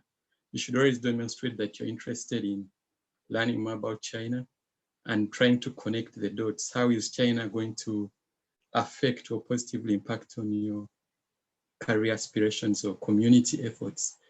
I think there is also need for a good academic record. So a lot of our applicants actually have that record already. So you just need to have relatively good grades, though it's not a key factor in the decision-making of your admission process. Then you need to demonstrate English proficiency, although you need to demonstrate that, but you may not submit the tests provided you can prove that your undergraduate program has been English taught, and you can have a good command of English language. The other issue could be age, like someone has said, age. Thabiso mentioned that, so I may not repeat it. So but just to let you know, I think 25 is the cutoff, but it could be up to 27 or 28. And you should also have a good record in extracurricular activities. They need you to demonstrate that you're interested in community engagement, social responsibility, and you must have or demonstrate leadership potential. I think those are key criteria in Yanqing's admission. Okay, thank you very much, Hassan. Just to chip in one important factor, I'm also a Yanqing scholar, and the ones applicants who are interested in China. So you need to express you have like renowned interest in China, because usually once candidates are selected, they kind of ask voluntarily though, they kind of ask candidates to send in their China story. So what inspired them to choose China? So you need to start thinking about that even before you start applying to Yanqing. Like, why do you want to study in China? Is it because of the language, culture, people, business, and also it's for every one of us to determine or decide that. So we'll move to the next question, which is from Alex. Dixon, wait. Yeah, Okay. before you go through that, I also think, the other requirement for Yanqing is that if you've already got another master's degree, you can still apply. So they will still take some scholarships. Sometimes they'll say, if you already have a master's, we can accept you. That master's, even if it's still ongoing, it won't affect your studies with Yanqing. Then they will. Okay, yeah, thank you, Thabiso. So we'll move to the next question by Alex Owusu, and I'll be passing the mic to Pelumi. The question is this: please, with regards to eligibility for masters in Germany, okay, even Jacko can come in. Do language proficiency and academic excellence CGPA count? So I think probably the person wants to know if it's if 2-1, that's second class upper degree, it's like the cap, or if you can apply with 2 lower. Pelumi, Jacko. Okay, wait, Dixon. For Yaku, he has left the meeting, so he has to attend to other meetings. But I will post his email address here. Then those of you who've got more queries for studying in Germany, you can email him, then he'll help you. But I think Pelumi as well might be able to chip in there because she is also a recipient of the Dutch scholarships. So she'll be able also to give you guys some advice there.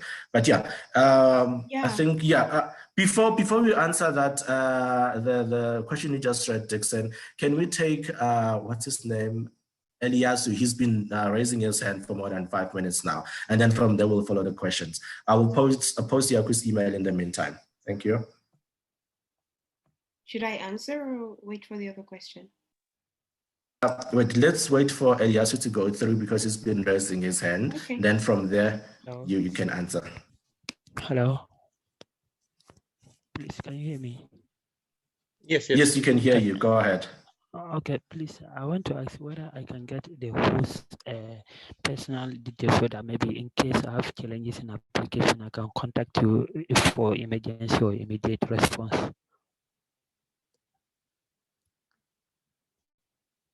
Hello?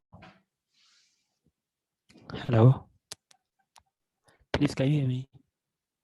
Yes, we can hear you. Just try to move the mic a little bit away from your phone because it's got a lot of echo in. Yeah, I said that. Please, can I get your personal details in case I'm having any challenges? I can get you immediately as possible. And my second question would be like, applying for the German scholarship, did they really require GRE exams, or that one to the German scholarship, the GRE exams is not much required? Okay, thank you very much. I will share my LinkedIn address here and my Facebook page so that everybody can connect with me. And also the other contestant, I think it will be a good idea as well if we can just share our LinkedIn profiles. That way it will be much easier to connect with us. Okay. Pelumi, I guess you have to go now. Okay, so this is in regards to the question about the DAD, right? Yes. Okay. So if I remember the question well, language proficiency, right? I don't know exactly what CGPA stands for. Can someone clarify that for me? It's more like the cumulative grade points. You know, when you have, it depends on your degree, you know. Like a GPA, but a cumulative one. Okay, I didn't know the C part of it. Okay, thank you. Yeah, so regarding the language proficiency, definitely for DAD actually for Germany one, you need some, it depends on the program you want to do. Normally for the masters with English, it should be sufficient. That's what you're going to be studying in. But sometimes they also actually require you to have some prior knowledge of German. So I wouldn't, honestly, I'm not sure if the CGPA would be sufficient. I think maybe Jack will be a good person to respond on that. But I do know that it's not necessary to have, but sometimes they require you to have at least a B1. I don't know if you know the European framework for languages. The B1 is like your, like an lower intermediate level of German. So they can ask you to prove that while you're applying. I don't know if that helps a lot. Yeah. No. I asked the question, can I come? Okay. Alex. Yeah, hello. Yeah, continue. Yeah, please. I'm Alex Owusu from Ghana, from the University of Cape Coast. I asked the question in regards to the eligibility in terms of the language. I want to apply for scholarship to offer masters in education studies, principles and practice of curriculum. So I wanted to know whether there would be a need for language proficiency and taking into consideration the grade point average, maybe a first class, second class, maybe 3.5, 3.6, whatever. Do they take into consideration those things? I think that was what I was referring to in my previous comment. So now I get the part of the GPA. So I don't know what country you're thinking of applying to. It would depend. But normally, of course, the better grades you have, it's kind of like, common common sense situation, right? The better grades you have, the better chance you have. But to be fair, what I actually believe in most of the applications is that your letter is like your key, your motivation. I don't know what other people think, but your motivation letter is the key to success, right? You might have a lower grade than other people, not that you're failing, but maybe like an average grade, but your motivation letter explains your story. It explains, how you came to be, the person you are and what you want to do. And through that story, you might get a better chances of actually getting the scholarship than someone who has just a pure highest GPA point. But of course, having a good GPA is important because it will add up to your points. Yeah. But it depends on what country you want to apply to. I don't know what country you have in mind. Okay. Thank you. Dixon, can we just try to take these questions from the chat before we lose them? I think the other one was saying, please explain the application process when you find a scholarship that requires you to have already received a letter of acceptance from a university of choice. What is the general process for applying at international universities, specifically looking at academic record compared to international standard and scores? I think this one, even though we didn't touch into it, this one will fit for the Chevening scholarship. So for the Chevening scholarship, they want you to have already have like at least 3 unconditional offers from your choice of university in the UK. But then for them, you can still apply and send your application. They will give you a period that by this time, we expect you to have received those offers. But then you still send the Chevening application before their closing date, what do you call it? Closes, and then you make sure that during that time when you've got like unconditional offers, you file TOEFL, and then that you will also have to send to Chevening. But for this year, due to COVID, they've cancelled it. So for some of you who are planning to apply for Chevening for next year, that is 2021.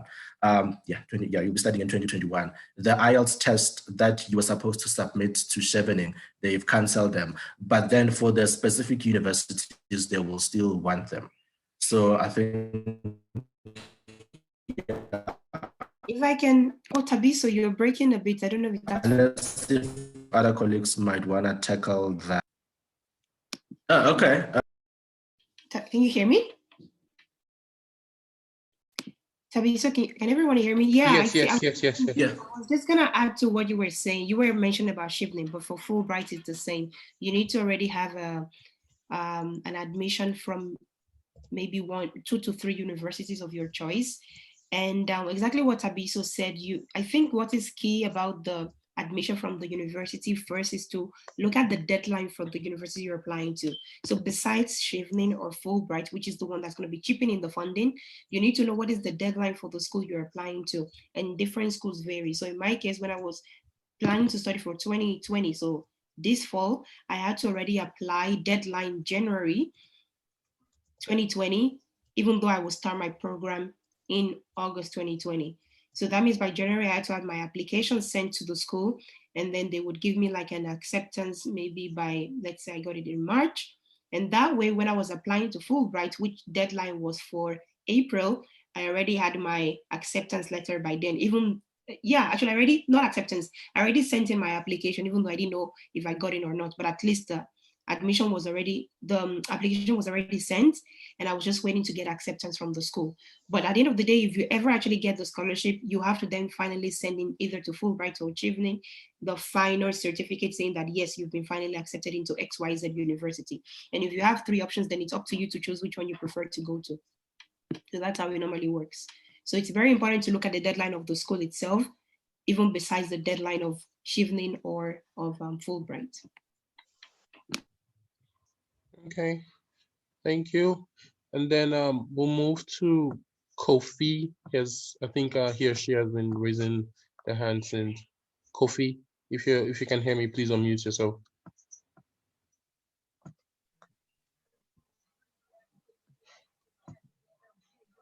Hello, Kofi. It was a mistake. Okay. Sorry? If anyone has a question in the house, you can please unmute yourself and then ask. Yeah, hello. I have a question. Okay, please go ahead, Ibrahim. Okay, thank you. Thank you. Actually, I read about the CSC some time ago, and it's as if they require a recommendation from a professor from the school that you are trying to apply to. So then I asked, how do you get such a recommendation from a professor from the school? That is China, the CSC. Billy, can you please handle that? Okay. Good morning, Rafat, or good afternoon or evening. I'm sure if you look at the website I just forwarded to the group, which is the official website for the Chinese government scholarships, which is the government website, it does not have such a requirement. And I did not have to get a recommendation letter from the university I'm currently at. All I had to do was get 2 recommendation letters for my undergraduate program, one from my school headmaster and another one from one of my good teachers in the course that I was trying to pursue, which was my math teacher. And those are the only 2 people that I got recommendation letters from. And I think the thing that you're talking about is if you're trying to apply for a master's program and you've already been to China, like for example, if I'm already in China and I want to keep on studying in China for my master's degree, then I'll definitely need to get a recommendation letter from one of my teachers at my current university. But if you haven't been to China or you've never been to China and it's your first time applying for a CSC scholarship or CGS scholarship, you do not need to have a recommendation letter from anyone in China. You need to have a recommendation letter from the current institute you're at, one of the professors or teachers at your institute or high school or whatever program you're in right now. So I hope that's clear. Okay, thank you. Thank you. Ibrahim, I hope that answers your question. Yes. Dixon. Okay, yeah. I just saw a question here. It says, please, what about employment after school in China, US or UK? So this one, it will depend on where you come from. That's Kevin. So you can be able to work in the UK or China if maybe, let's say, this is going to be much more easier if your country falls under the Commonwealth Secretariat, because all the posts that they put out, if you're part of the Commonwealth, you qualify for. For instance, they normally put posts every now and then about the Young Professionals Program. So you look at that. And also in the US, they also put posts when you want to work for the World Bank Young Professional Program. And also in China as well, you can work there. Quite recently, the company that has been like really looking for international students was Huawei, but they were kind of quite specific. Mostly they were targeting South Africans. But again, give it a try, you never know. So I don't know, perhaps Pilumi, if you might also be able to give advice as working in the UK. I mean, in the UK and China. And also Asafika as well, she's in the UK, maybe she might be able to give some pointers there. Okay, let me just comment quickly on the China part. Working in China immediately after your scholarship, it's quite difficult because your visa time ends immediately, your program ends. So you're not given like an extension, or you're not allowed to stay back like in, let's say in places like Europe or in Australia. So usually you're just allowed to leave. So the only time you can stay back in China after your scholarship is probably when you get a job. So it's something you have to start preparing, like application process and all, before your program elapses. If not, if you decide to wait till towards the end of your program before you start applying, you might miss that, and that would mean you have to leave the country.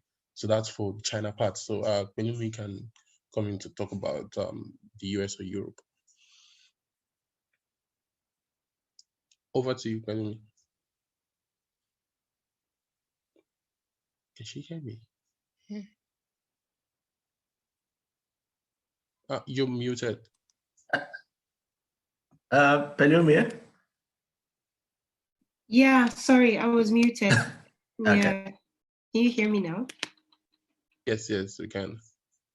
Yeah, can you please, I couldn't hear you very well. Can you please repeat the question? So it's about working employment after school in China, US, or the UK. Okay, so with employment, it depends on the program. About China, I won't say because I'm not an expert in that. So I will focus on the US and the UK or in Europe. So with the Erasmus Mundus, normally you would of course be coming with a student visa, and the same for Fulbright or for studies in the US, you go with a student visa, which of course when you want to work has to change, right? You have to change your status into like a working permit, not a student visa anymore. As I said, with the Fulbright one, you won't be allowed because you have to go back to your country. So you cannot transition into like a working opportunity. You can only extend your student visa, but not change it to a working one. You have to go back to your country for 2 years and then come back. But if it's with the European one, as far as I know, you can definitely transition into a working permit. So that's not an issue. But of course, you would have to get a job that would sponsor that for you. So you would have to find a work first before actually getting your visa or your permit transition into like a working permit. And to find jobs, I don't think, I mean, to be honest, in the EU, it's not that it's hard, but you have to have in mind that anyone with maybe it's an unpopular opinion, but anyone with the EU ID or European passport would have it easier, right? Because some jobs require you to have, the EU nationality, and if you don't have that, it might be a bit tricky. So it depends. If you have your work permit, it shouldn't be an issue. But normally, if it's you coming from an international background against someone that is from the EU, I think the person from the EU would have it easier. I know that it might not be what you want to hear, but that's also the reality, to be honest. So yeah, that's it about the working part. But as long as you get a job and the person or the company is ready to sponsor your permit, that should not be an issue. Yeah. But also, I'm not an expert on the working part. I'm more an expert on the scholarship itself, right? But that's what I know. All right. Thank you very much for that answer. I think this one is directed to you, Asafika. Where's the question? Please, I had something about double masters concurrently. I hope, is it possible? If yes, how? And then this one, I think Billy as well can tackle it. Please, I'm an undergraduate student, but I would like to study abroad starting all over as a fresher. Would it be possible? If yes, what will be the requirements? Yeah, those are the questions. Hi. So on the double masters, I know that the London School of Economics offers 2 double masters programs. The one is the one I'm on, which is a double degree masters in public administration and government, a joint degree program between Peking University in Beijing and the London School of Economics in London. It also offers another double degree of a similar kind, but in international relations, also partnered with Peking University. So that's what I know. I would recommend that if you're interested in a double master's, you can go onto the LSE's website and see what they offer. But there are also other universities that offer double degrees where you spend 1 year in one university and another year in another university. I don't know whether it's set up the same way in the sense that you receive 2 master's degrees from the 2 universities. It may just be that you spend 1 compulsory year abroad at another university, but only obtain a degree from 1 university. So you would have to go to the university's website that you're interested in and find out more about what's available.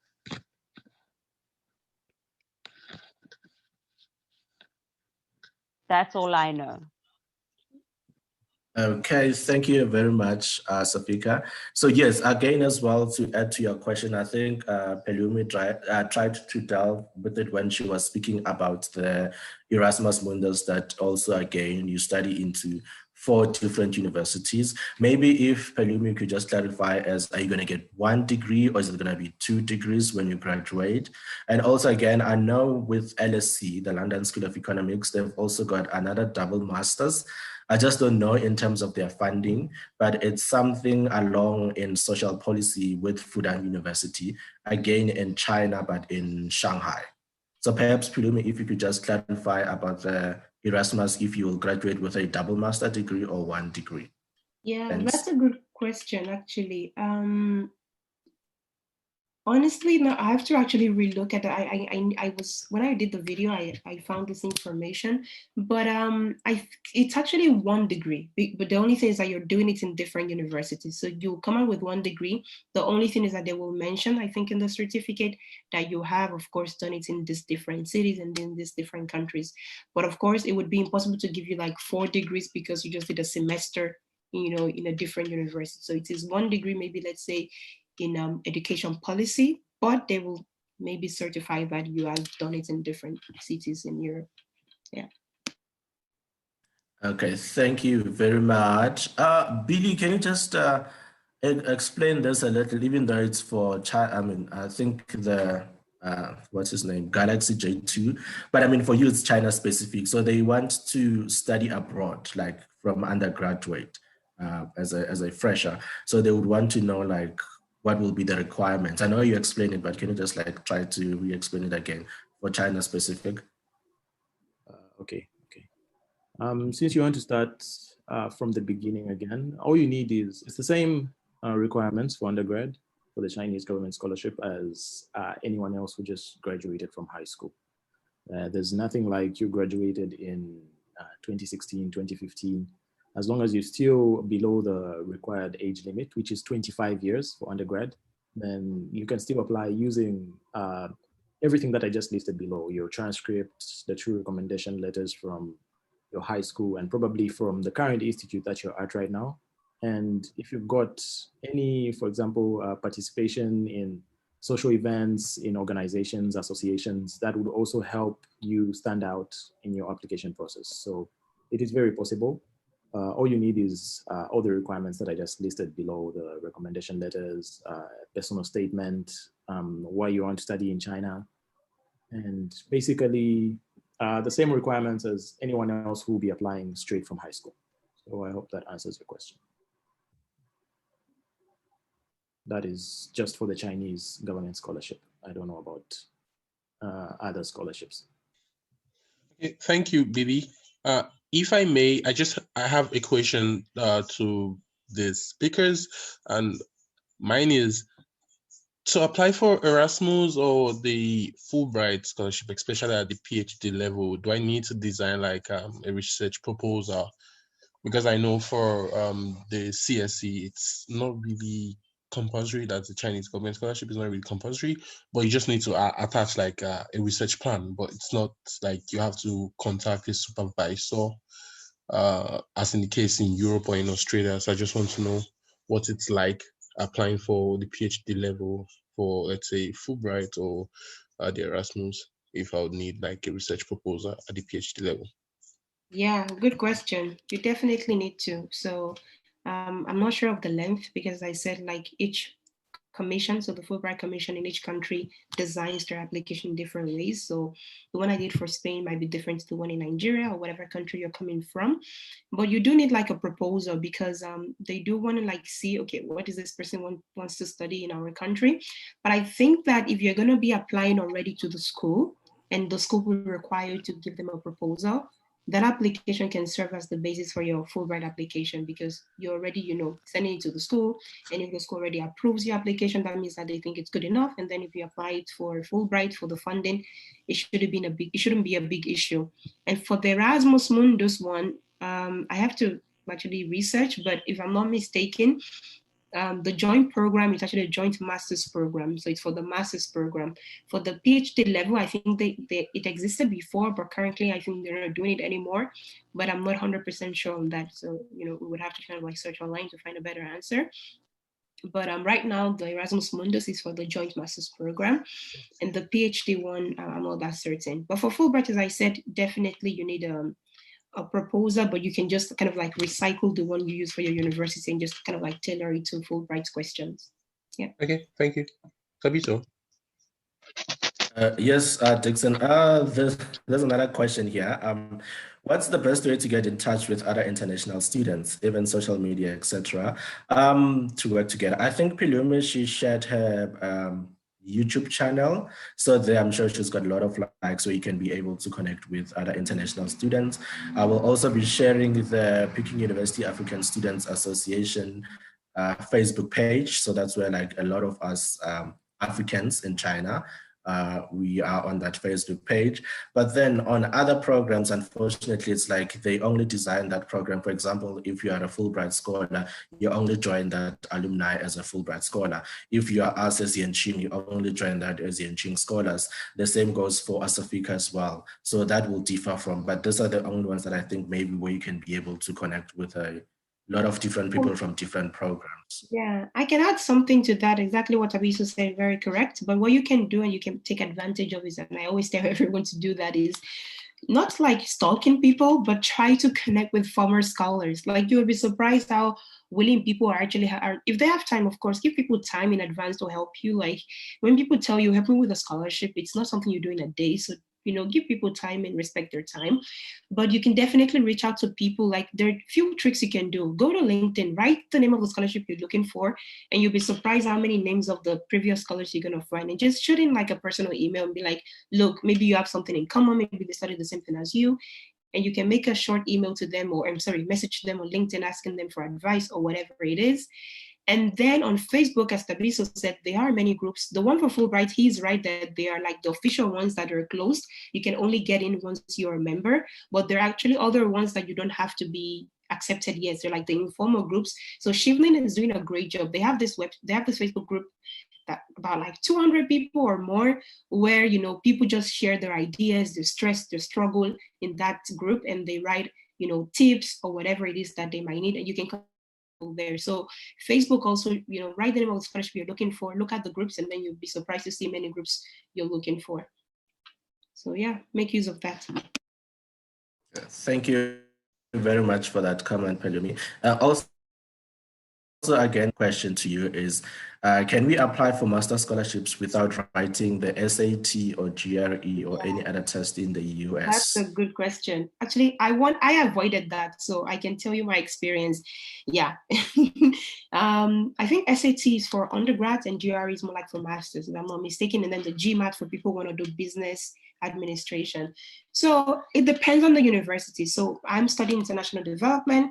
I saw different universities offering my program. I looked at Yale, I looked at even Harvard or all these big names. And then I looked at my school, Georgetown, and I looked at the requirements, and some had GRE, some did not. I wanted to do it, but honestly, my quantitative stuff wasn't really good. So I was like, I don't want to go through this stress, and I didn't want to do a GRE. So the only thing I did was the language one, the IELTS. Yeah, I did the IELTS, which is the language certificates you need, which I think every school requires, even if they don't require GRE. So my school, with having an IELTS, they were okay with that, and they didn't require me to have a GRE.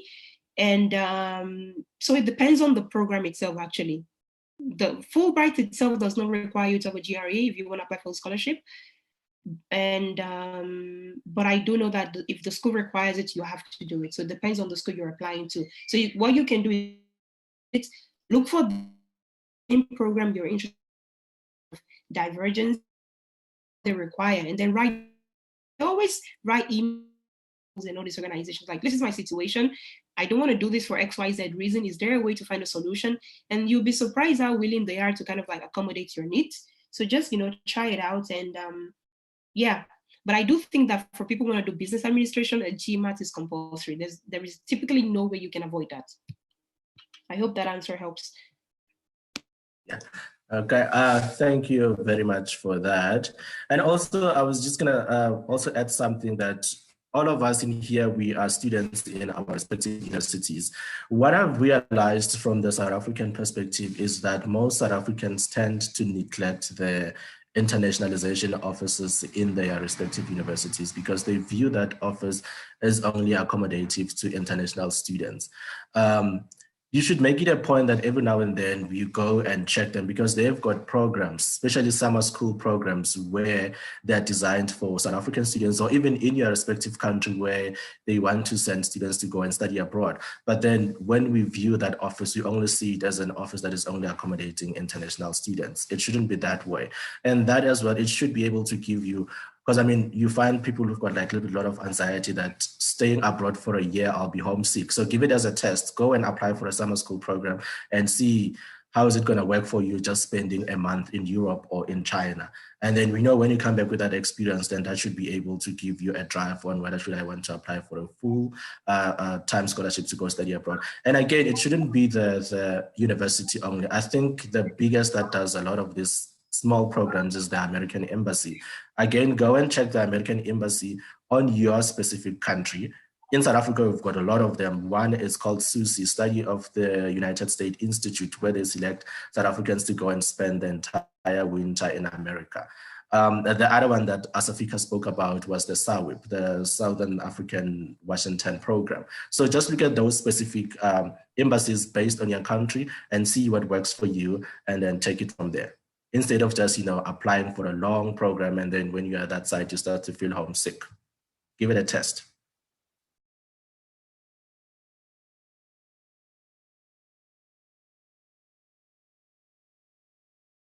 Okay, I just saw another question here. It says, could you kindly provide us with links for programs from, I think this one's, it's gonna take long to give you guys links, but the most famous one in the UK is the Rhodes Scholarship, the Chevening Scholarship, the Melinda Bill Gates Scholarship at Cambridge University.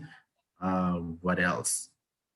Those are the ones that I can think of. Oh, okay, at the University of Sussex, we've got the Mandela Scholarship that only, I think it looked at Zambia, South Africa, Zimbabwe, only 3 countries. And then the US, mostly it's the MasterCard, and then it's the Fulbright, the most famous ones, of course. And then the others, yeah, you just have to check. Canada, I've got no idea. But again, you just need to check what works for you.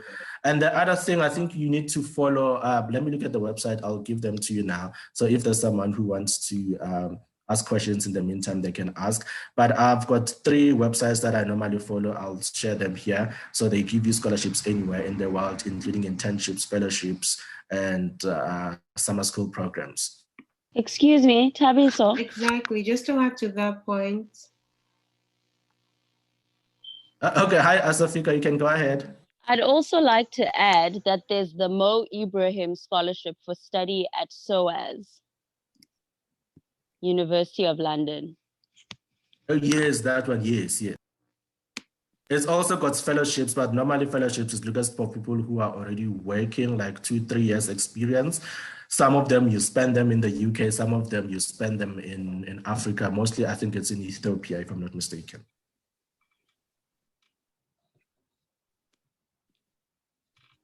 Yeah, what I was gonna add, thank you for sharing that, both of you. Besides knowing the specific name of the scholarships, which is great, what you need is also databases, which is like the key to finding a lot of scholarships. Because many times, not many times, I feel like honestly, there are more than thousands of scholarships out there, which, differ from government ones to foundation ones to private sector ones, and then to school ones. So can you hear me? Yeah, I think so. Okay, cool. So what you also have to focus on, it's learning about this databases. So for example, Tabiso just sent this one called Opportunities for Africans, which is fantastic because it's a database. So besides knowing the specific name of the scholarship, it's better to have a database where you can always go to and you will find all the list of scholarships irrelevant to where it is in the world. And sometimes they even categorize it for you by countries, by the master's program, by the degree, by the country, it's very good because it gives you a clear idea of where these scholarships are coming from and what they are. And what I actually did, because I realized people were like, where do I find scholarships? Like they don't understand where and how it is. And what I did was I made 2 videos actually on my YouTube where I explained where they come from. So understanding the differences in scholarship, right? If it's government funded, if it's private funded, if it's foundation funded, these are very specific and this applies to any country. And then also another one based on a list that I made of 9 websites. I think Tabis already shared one here, 9 websites that serve as a database for you to find more than thousands of scholarships in them. So I can send the link here if you guys are interested. Just wanted to make that differentiation, not just the scholarship name of the program, but rather a database where you can find any type of scholarship. Hello?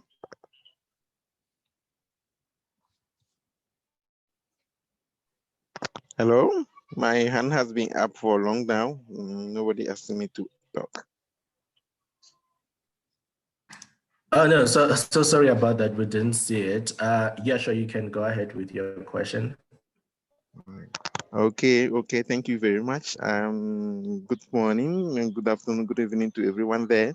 I'm Mauli. I'm speaking from Ghana, Accra, to be precise. I'm so happy for this opportunity. Happy for the organizers of the program. And thank you. Thank Sylvester for sharing it, putting it in our WhatsApp group. Other than that, I wouldn't have been aware of this. And so I have two questions. And then I was in China, and thank God I came back before Corona and any other thing. And then later we heard of some discrimination. Of course, there's discrimination everywhere, but right after that, we heard of Africans going through some tough times over there in China, and also somewhere in other parts of the world, Black lives still matter. So I have lost interest in traveling to anywhere to study. And so I just want to know, especially those in China, how is it now? Because you guys are there. How is the atmosphere like to Black people like myself and yourself? That is my first question. Can you guys assure us that there's no problem, we can come? That's my first question. My second question is to those in Germany. Do I have to study German before I can go there? Am I supposed to go to Goethe here in my country and learn some German? Is it prerequisite before I go to Germany? Those are my two questions. Thank you very much. Thank you very much for your questions. I must say, yeah, that was kind of very scary when I was already in South Africa, but prior to that, a lot of those things that you saw on the media. I was in what's the province called? Guangdong. I went there to do my research, actually, to go and learn about African migrants, because that's where a lot of us Africans people were based, because of the what is it called, the Delta River, if I'm not mistaken, and also because of trade, because that's where we buy a lot of things and then send them to Africa. A very beautiful environment. But then when COVID happened, so that was very scary. So I don't even know how to answer this, because again, I was hoping that Chinese government was going to assure us, but then there was a lot of things that happened. There was no media PR that went and addressed the public. So I wouldn't say don't make it a full conclusion that you'd want to stay in your home country because you didn't want to travel the world. As you've said, we experienced these things, but then I think if you're going to be in Beijing or Shanghai, or maybe Chengdu, I don't even know how to put this. It's going to be much better. Again, I don't want to discriminate, but yeah, don't make it a general conclusion that, just because something happened where a lot of a certain ethnic group was violated, now you don't want to travel the world. It happens. I mean, it's part of life. Errors happen, but don't make it that way that, you don't want to travel. But yeah, that was kind of distressing when we saw on the media what was happening to those people. And also for me, I was kind of disappointed, given that, the Chinese, when they tell their policies is that we come in peace, but then when we saw there was a different strategy as well, but don't make it a conclusion that you don't want to travel the world because of that.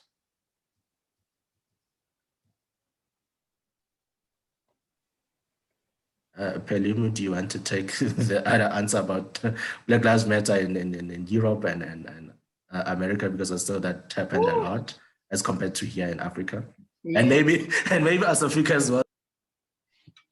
You're muted, Tabiso. I didn't hear the last thing you said. No, I was just saying maybe as Africa as well, she might chip in there as well, because while a lot of these things was happening, she was also in the UK. Maybe she had a different experience. Yeah.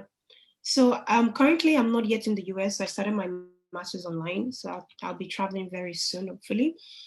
But of course, from everything we've seen on social media, that is the where everything is going on. And of course, with COVID, everything has started to even exacerbate a bit more. So regarding if because of this, you didn't want to have your international experience, I have to think that was an erroneous conclusion.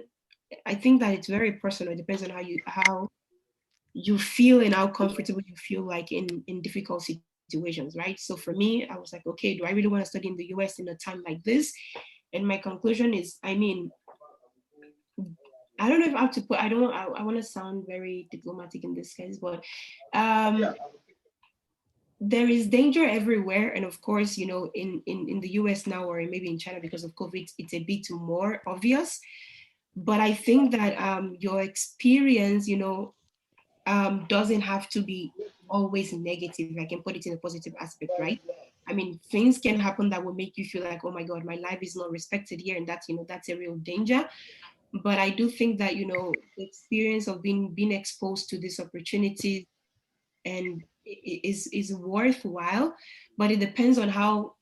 It's hard to say. I think it depends on everyone. Some people are just not comfortable to go into a situation like this, and that's understandable. And some people are more like, okay, it's happening, but I will join in the, you know, in the fight against this. And that's kind of like how I see it. You know, I'm studying development, not only like for developing countries, but also for developed countries that also have, you know, issues regarding race. And for me to be there, I take it as an opportunity to also like, you know, contribute first in this, you know, ongoing issues, and, you know, find people like me that are ready to also, you know, fight against this. So yeah, I'm a bit scared sometimes, but I don't like that, you know, dictate how I want to live my life. I cannot live my life in fear. So that's my personal experience, my personal opinion, but I know that everyone, you know, takes it a different way. So I cannot speak for anyone. I only speak for myself. Yeah.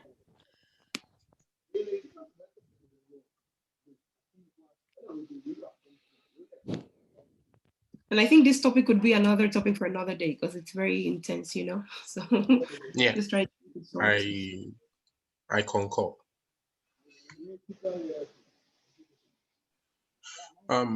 We are 15 minutes over time. I don't know, is there another question? Maybe we should have the last question and then wrap up. I'm sorry, but I asked two questions. The second question is about Germany. Do I need to study some German before I go there? Is it a prerequisite? Thank you. We sort of already went through this about the language. Jaiko is the DAD guy, but just for me to jump into that, normally your master's program would be in English, right? It's an international program. However, before you go there, depending on the program, they might require you to have some knowledge, right? Maybe an A1 level, A2 level, which is basic, or maybe an intermediate level. And then once you're there, I do believe that they require you, depending on the funding you're getting, to continue your German language studies, right? So that at the end of your program, you can prove that you've moved from maybe a lower level to an advanced level. So you don't, it depends on the program actually that you're studying for. But the studies itself, differently to the one in, I think, CSJ that Billy was talking about, you don't need to study in Chinese or in German. You can just do it in English, but you have to have knowledge of German once you're there, I believe. But of course, you can always consult with Jacko, who's the expert in DAD.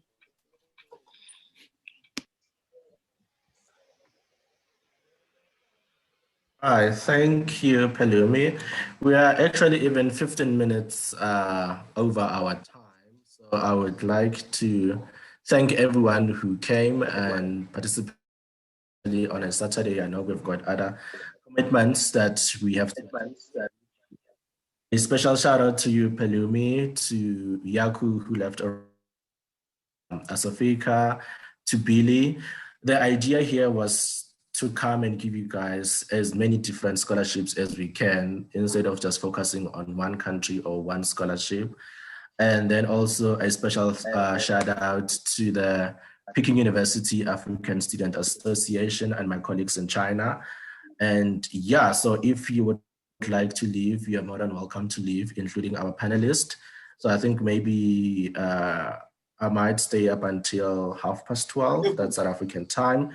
And then from there, we will stop the meeting and then just try to take your questions. But if you want to leave, you are more than welcome to leave. Oh no.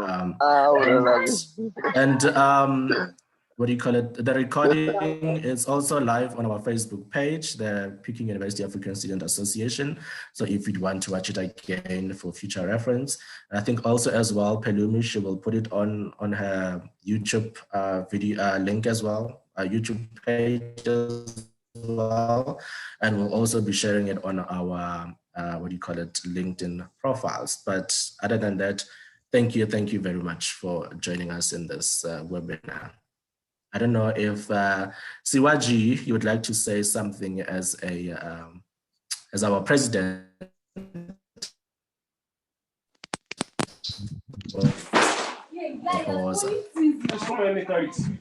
I'm just thankful and grateful for all of our presenters. To you too, Thebiso, for putting this together. I also thank Dixon for the great job of doing the moderation and the Zoom meeting for management. So I think it has been a great and worthwhile time. I hope we can see a lot of African students taking interest in furthering their education abroad and trying to encourage their peers. I know at first it's always difficult, but when you begin applying, you find that there is nothing special with this application. I'm not like a very special person, or none of us that gets the scholarships are that kind of special, but you can also take the initiative. And when you do that, you realize that you can also get there and approve or get an improvement in your academic journey. So I really call upon you to not just take this on surface value, go ahead and do the applications, submit them, and try your luck. I know you could be here or be in Europe or the US pursuing a program of your choice. So thank you everyone that has chosen to listen to this event, and all our presenters who have shared that rich content. Thabiso once again for coordinating and driving this, and as well Dixon. So I thank everybody and thank you once again. We hope we could get more information on our Facebook and LinkedIn pages in case you have any other clarifications. I appreciate everyone. Thank you. Thank you very much, Mr. Siwaji. So as I've said, you're more than welcome to leave. I think maybe we can, Siwaji, Dixon, and Billy. Okay, Billy's got a hand. I'll hand over the mic to you now. We can just stay up until 12:30. That's South African time. That's going to be 6:30 Beijing time. And then from there, we'll officially close the meeting. So you guys still got about 10 minutes to ask further questions. But Billy, I saw your hand was up. Go ahead. No, bro. It wasn't a hand. He was clapping. It was exactly. All right, cool. So yeah, maybe we can take the last questions if the other colleagues who still want to ask questions. Hello. Hello. Yes, we can hear you. Okay. I would like to thank everyone for this opportunity. It was a nice experience. We learned a lot and we get more. What will you be hosting such meetings subsequent times, or this will be the end? So if you'll be hosting, we will know and try our possible best to join. Thank you very much. Thank you very much for those kind words. Oh yeah, so I mean, as I've said at the beginning, is that I've always been asked, how do you travel the world for free? So I thought, you know what, why not share with our African colleagues? So, and again, this was like the first thing that we did, but then again, with a huge turnover and a lot of enthusiasm that you guys showed, so we'll probably do another session. So I'll just have to go and regroup with my team and then see again what kind of a strategy we can come with next time. Or maybe we can just focus now on just studying in China, maybe specifically looking at Billy's scholarship, now going into detail and further unpacking it, or looking at the Yenching Academy as well scholarship. But yeah, I think a second webinar is needed here.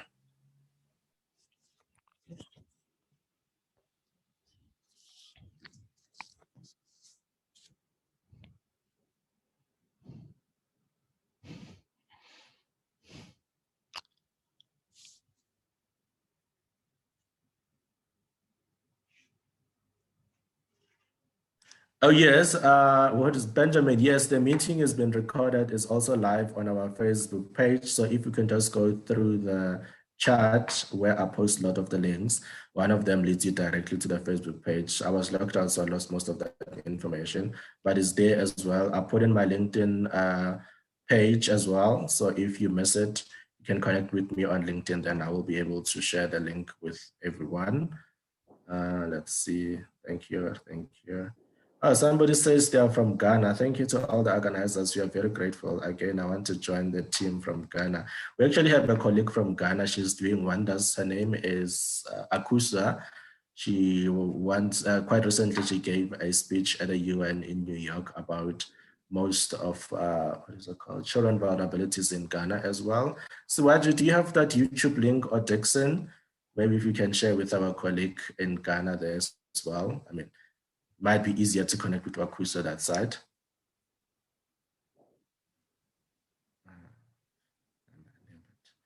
I don't have the link right now. I'll have to check. I don't have the link now. Yeah, I don't have it either. I think it was on my Facebook page, but now I've lost it.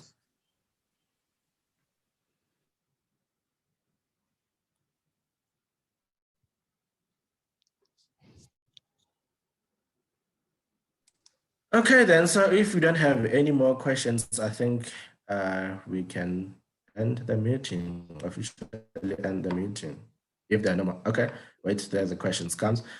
I have a list of few questions. One, is there a possibility of remaining in Germany or move to any other European country to get a job after study?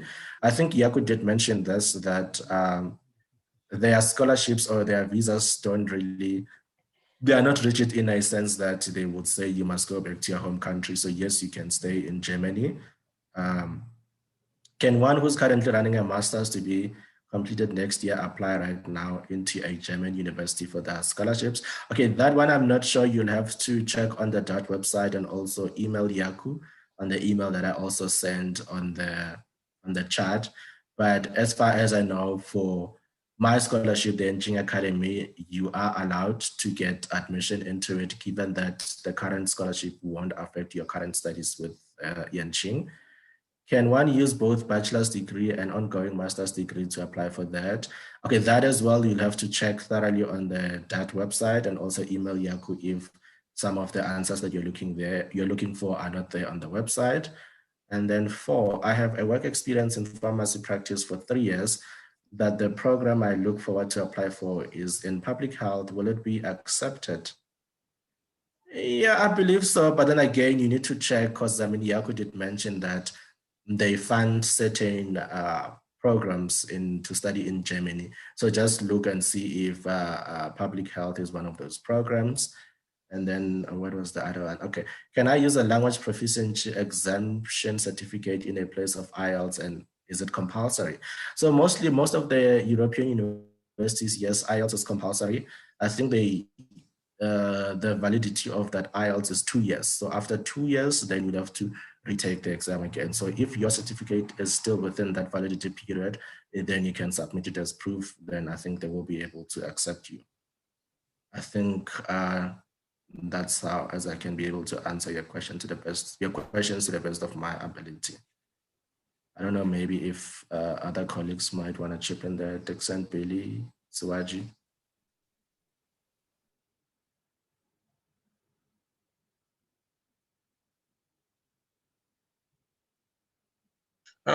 If I may, especially on the question where he says have a work experience in pharmacy practice for 3 years, but the program I look forward to applying for is the public health. I think the most important thing is how you draft your motivation letter. That's the most important thing. Currently, I'm also applying to for a PhD program, and originally my research interest has been in insecurity issues, human development issues. But after studying in China for a bit, my interest changed, and now I'm moving from insecurity, Boko Haram research into investment and how they impact on human development, access to health, access to education, and then national income. So it just depends on how you write out your letter. You have to convince the person that even though this is not your area, like this is why you have the flair. This is why you're the best candidate for something related to public health. That's one. I think Hassan can talk on this better because he did engineering and now he's in Yanqing studying economics and management track. So you'd see the transition from the mathematical oriented engineering aspects into economics and management. So I don't know if Hassan can comment on this. Yes, maybe on that issue. Sorry, I've been moving up and down, but transition is very possible. I could say yes, because I personally was doing civil engineering in undergraduate. But you know, with the sciences, there is also a limitation that maybe you don't get a feel of the social interactions, or you don't get so much contact with the people. You don't get to do activities that impact people. So it is always good maybe to switch and transition to a more multidisciplinary program. And I think that's the advantage of Yanqing, that even at Yanqing, I still go to do some programs that I feel are still technical in my profession in civil engineering, but at the same time, they're exposing me to other social sciences programs and economics programs, which I feel are relevant to get a balanced and kind of general approach to life.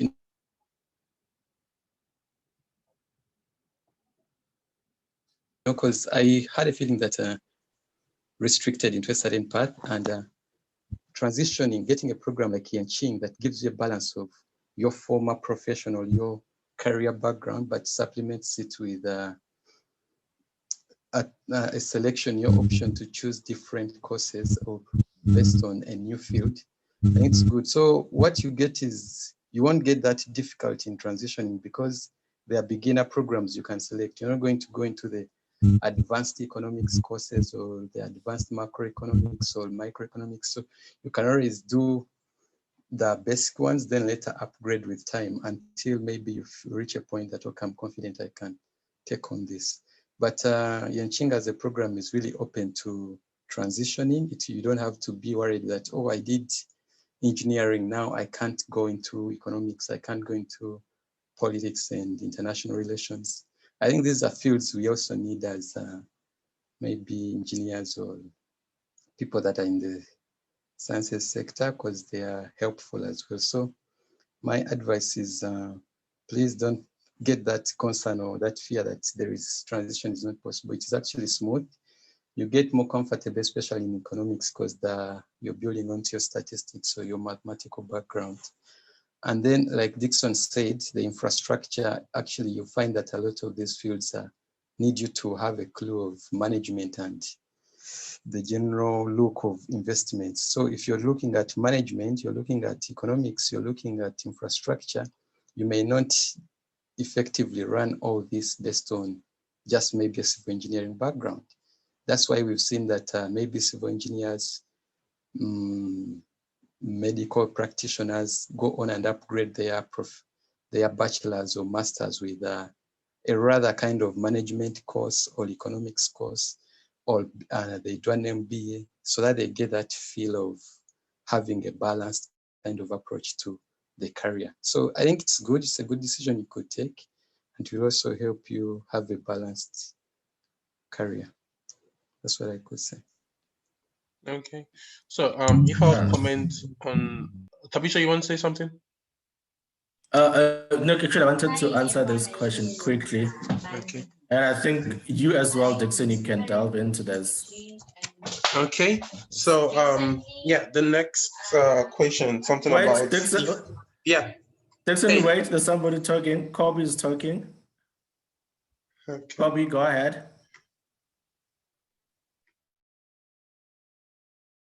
Go ahead, Kobe. Did I lose connection now? No. Okay. No, it's fine then, Dixon. Somebody, I think you can also tap. What's going on? I think Dixon, you can also answer this. They're asking, is it now possible for international students to work in China alongside school, just like in the US, Canada, and the like? With our scholarship, the Yanqing Academy, it's 2 years. So during the first year, you are not allowed to work in China because that's where you do your coursework and it's very intensive. However, in the second year, because that's when we only write our thesis, then yes, you are allowed to apply for internships outside. But I think Dixon can give you much more advice because right now he's working for one of the UN agencies in Beijing. Go ahead, Dixon. Okay.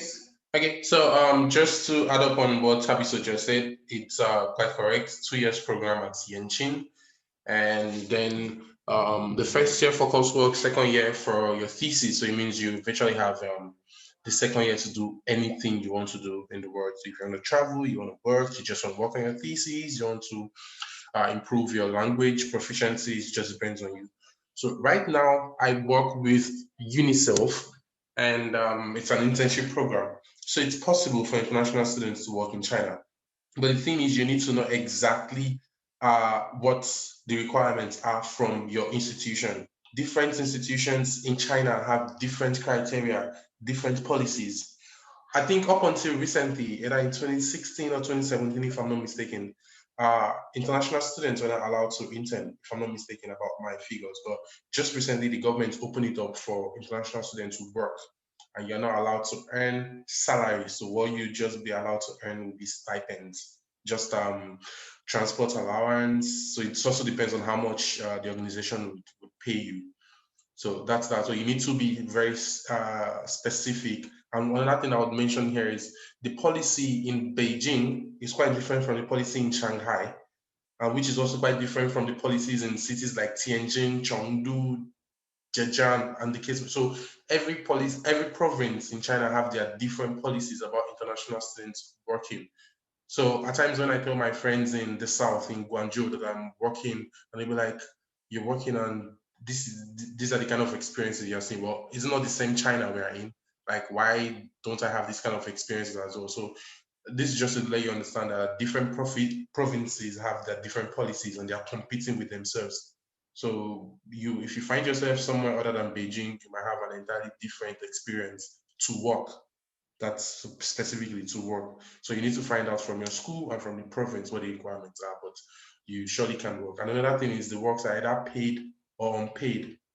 And they have to be, take note, you won't earn salary as an international student, so it has to be stipend. So if you get a job and you're told you'll be earning a salary, take note, you're putting yourself in big trouble, because when the government finds you, the police will get involved.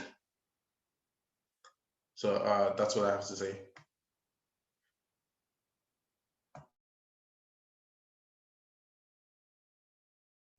You're muted, Tabiso. Sorry, I was kicked out, so I just logged in again. But yeah, I think with China, so you don't want to be on the wrong side of the law enforcement that side. So if they say that you're not allowed to work as per your visa, please adhere to that. Or else, I mean, they can go as far as terminating your scholarship right away. So just follow things accordingly. And then I think that will be it, because now we're already 5 minutes past 6:30, 12:30 South Africa, Beijing.